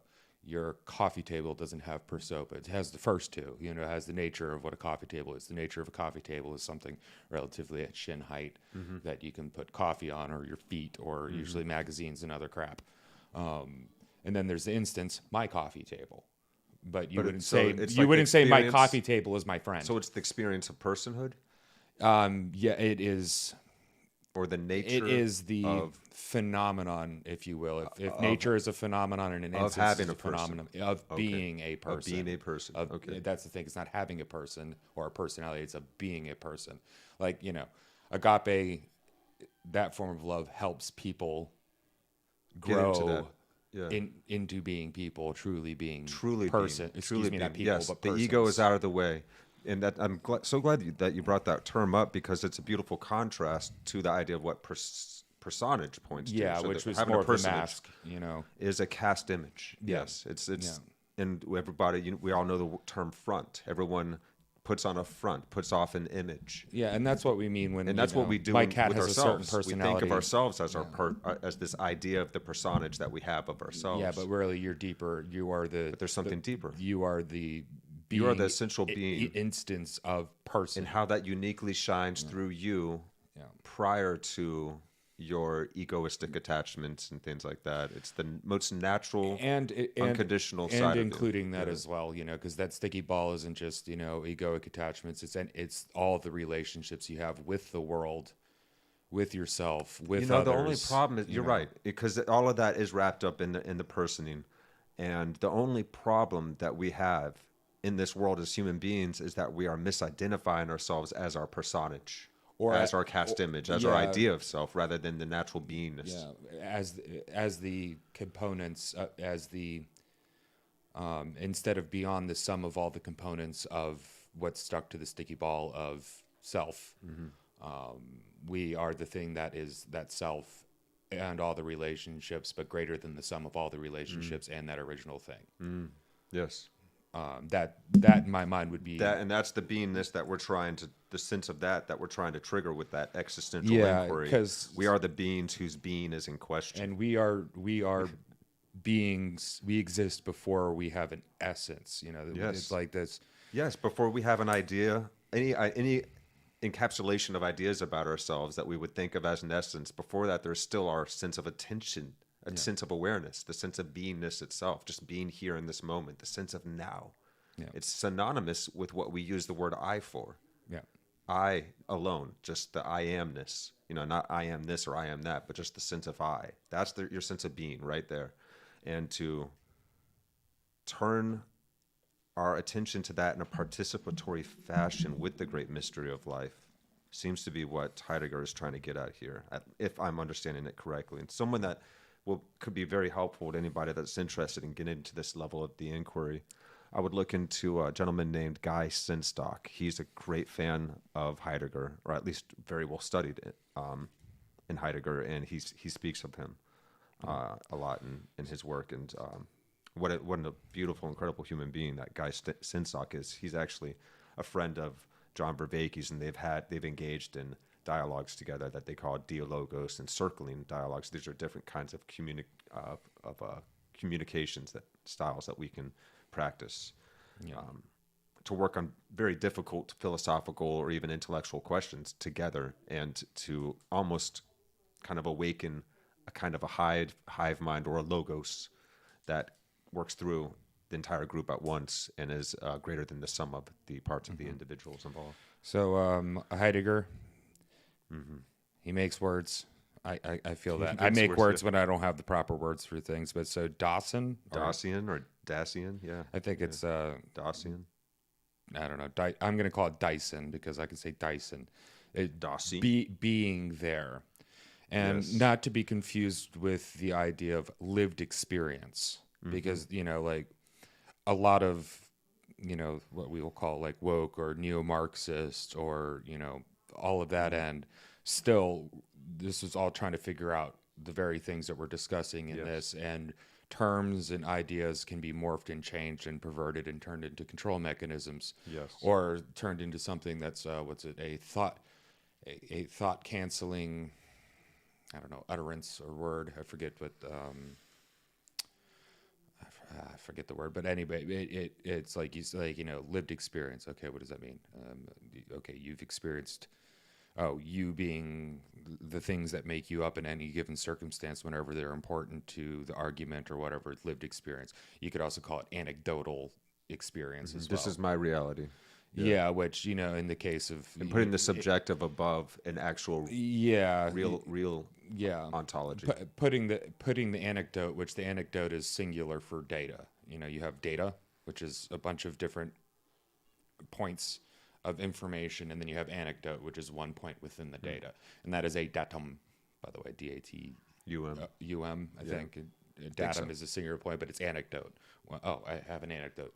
The reason why we don't use anecdotes too often in scientific endeavors is because, say, one individual's lived experience, anecdotal experience, there's no way to figure out how true that actually is if somebody's telling you about it, and B, between you and me, we may have very similar lives, if you will. We can grow up on the same block. Right next to each other, go to the same school, and still have completely there's an actual so it's not reliable reality. Over. Yeah, it's not multi-apt. Or that's right. The word not multi-apt, but being able to be applied over a large group of people. That's right. Yeah, it's like using skin color to be like, oh well, everybody of the same skin color has the same lived experience. That's not the true. same traits and the same cultural. Yeah, and we used to know that was a bad thing, but now we're back to like that's how we look at everything. Right? Everything's identity politics Weird. all over again. Racial identitarianism, segregation, and not diminishing the hardships that people go through. I don't mean to. Absolutely no. I mean, people are trying to solve things here, but sometimes we can find ourselves captured by poisonous ideologies that seem good on the surface because they're couched in benevolent language, but underneath there's something that is quite inherently divisive.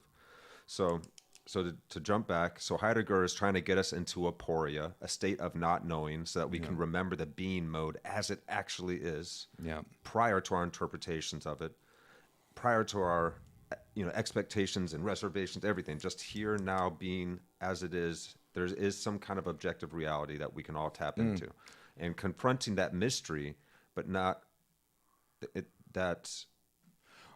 but while not engaging our having needs, but becoming processes, and putting our very being into existence. So questioning the knowledge of our being, and is also leading us into questioning being, putting being into question. Like what is it to be a being? Yes, yes, yes, an orientation to be in participation with who I am and what being is.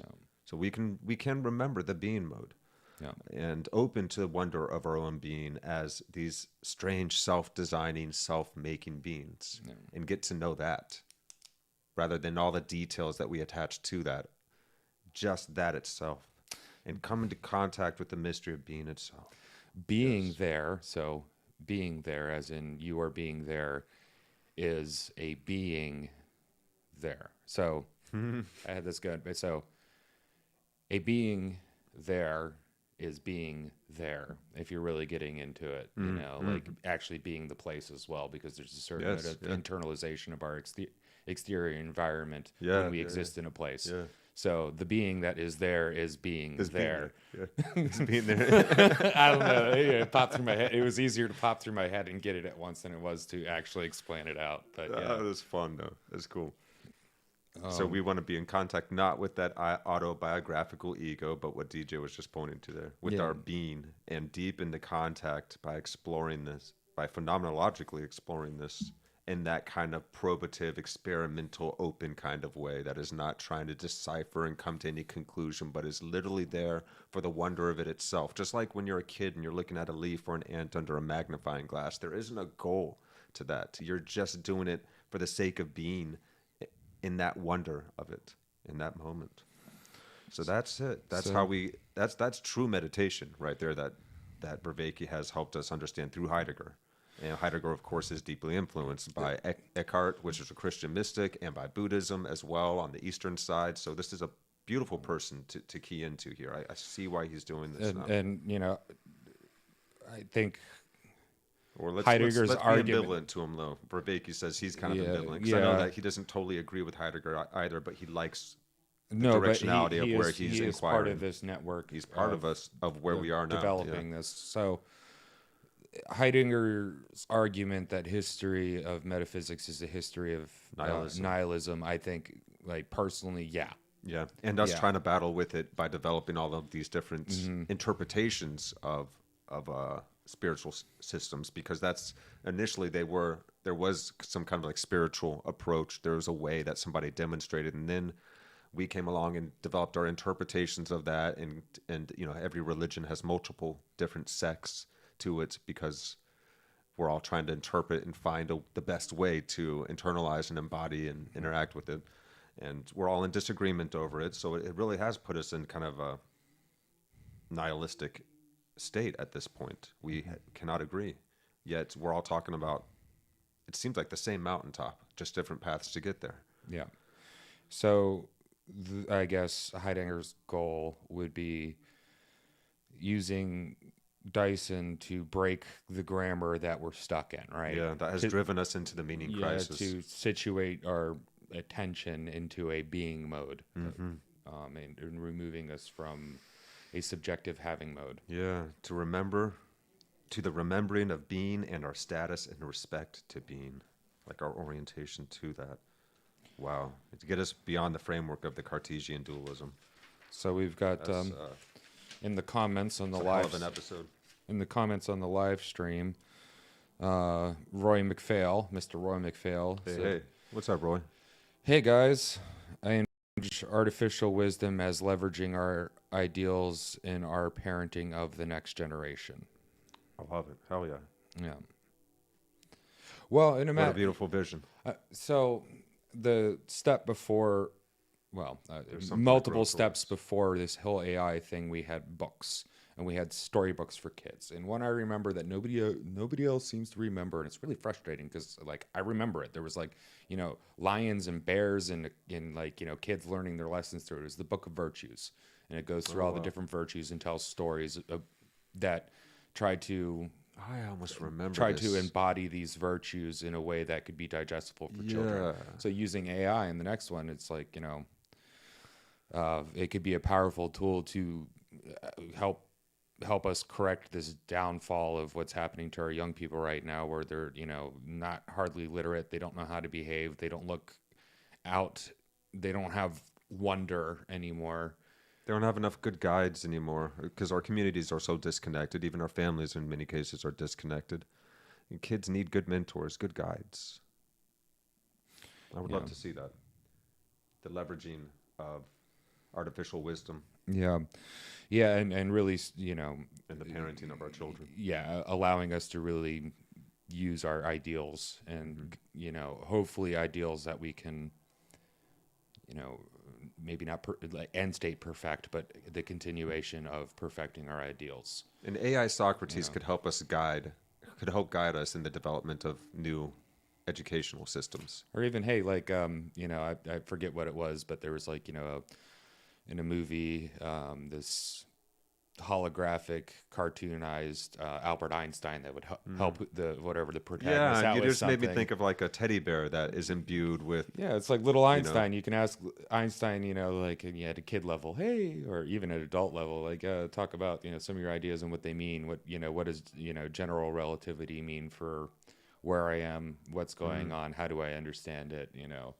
And then, you know, it would be interesting, though there are some, you know, moral and theologically ethical questions that we're going to have to really start talking about and soon, because it's, the future's now more than ever.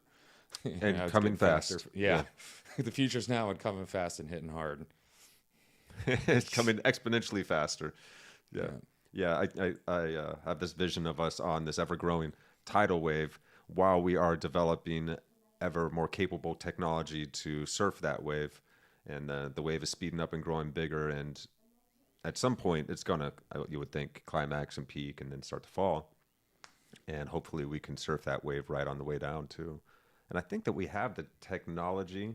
We have the sense of wonder. We certainly have the intellectual capacity. We just have not the wisdom to responsibly wield that capacity as of yet.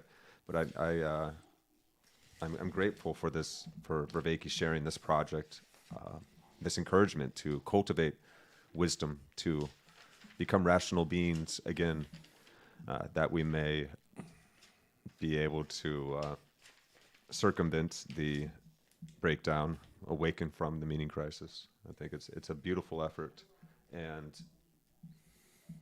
so that's all I got to say about that.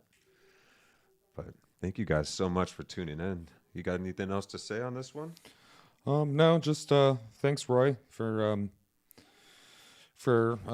getting in the live chat. So once we get into the new studio and get that set up, I'll be able to have a computer that is looking at that. Yeah, we'll both get but plugged in like and my be phone much is, easier. I'm listening to the lecture on my phone, so I can get up and like go pee or do whatever. And I might also, even get a third person to help us out here to run video and run sound in the background and all that. I think we're doing a pretty good job. Occasionally, things mess up, but we'll have a soundboard stuck in the corner like we do now. But the new situation will be a lot easier to keep track of who's engaging with us live. So for the live chatters that we've missed, I'm sorry.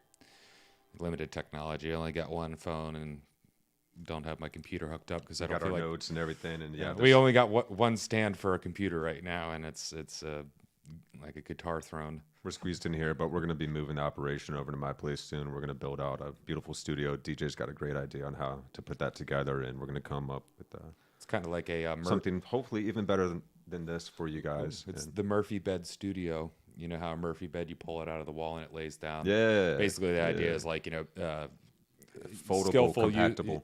where it just turns into a nice looking wall piece with shelves and other stuff like that with a nice I'm bar okay in front if it of it. takes up a little bit of room too. It'll be nice to have It in-house. should take up more room than 3 feet off your wall. So Right, that's fair. We can work with that. yeah. Well, I'm so grateful for all of you guys being here with us and traveling along this crazy journey with John Vervaeke. I would love for you guys to, if you're appreciating this at all, to go over there to John Vervaeke's channel, like and subscribe, and check out the work that he has ongoing and the many others that he's dialogued with. And we encourage you guys to, engage with this project. Let's get into this together. Let's delve in to our sense of being. Let's perfect ourselves as human beings. I know I, for one, have struggled through this series. It has been hard for me to grasp, but I nonetheless appreciate what John Vervaeke has done here, and that he really has carried us along with him. It's taken some rewatching of some parts of episodes and looking back on the terminology and understanding definitions again, but it really all has started snapping together beautifully at this point. And that was a beautiful conclusion to his argument of how we develop wisdom and how we may awaken from the meaning crisis. Mm-hmm. And now we're going to go into the prophets these next few episodes. And so thank you all for being here with us. I know it's not been an easy road. It's been a hard climb, but we're here. I want to make another apology for those listening with the volume up.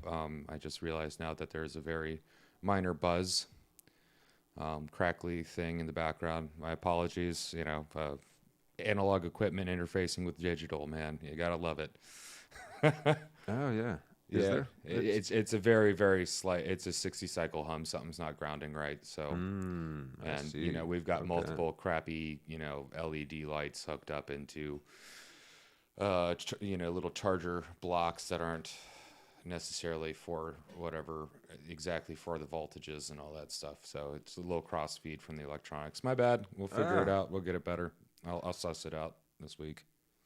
It's what it is, guys. We're here in the beginning of this series, really, Meaning-Making 101. I think we've just scraped the surface of the potential that we have here, and we're going to keep on doing our very best to grow, and we invite you guys to grow along with us.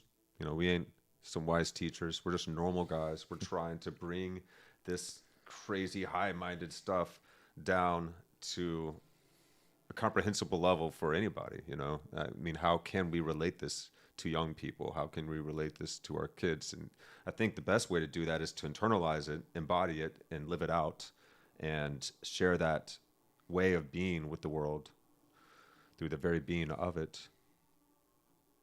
Wow, I feel woefully unqualified, but I love the encouragement that we have here to become wiser, to become more loving, to become more aware agents.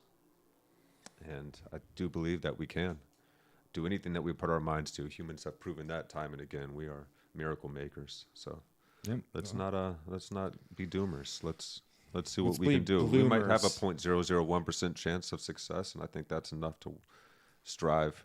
Oh yeah, To strive for, you know. And even if there's no chance of success, it feels great. It feels right. It feels like the proper response to what's happening in the world to at least try and be a little bit better.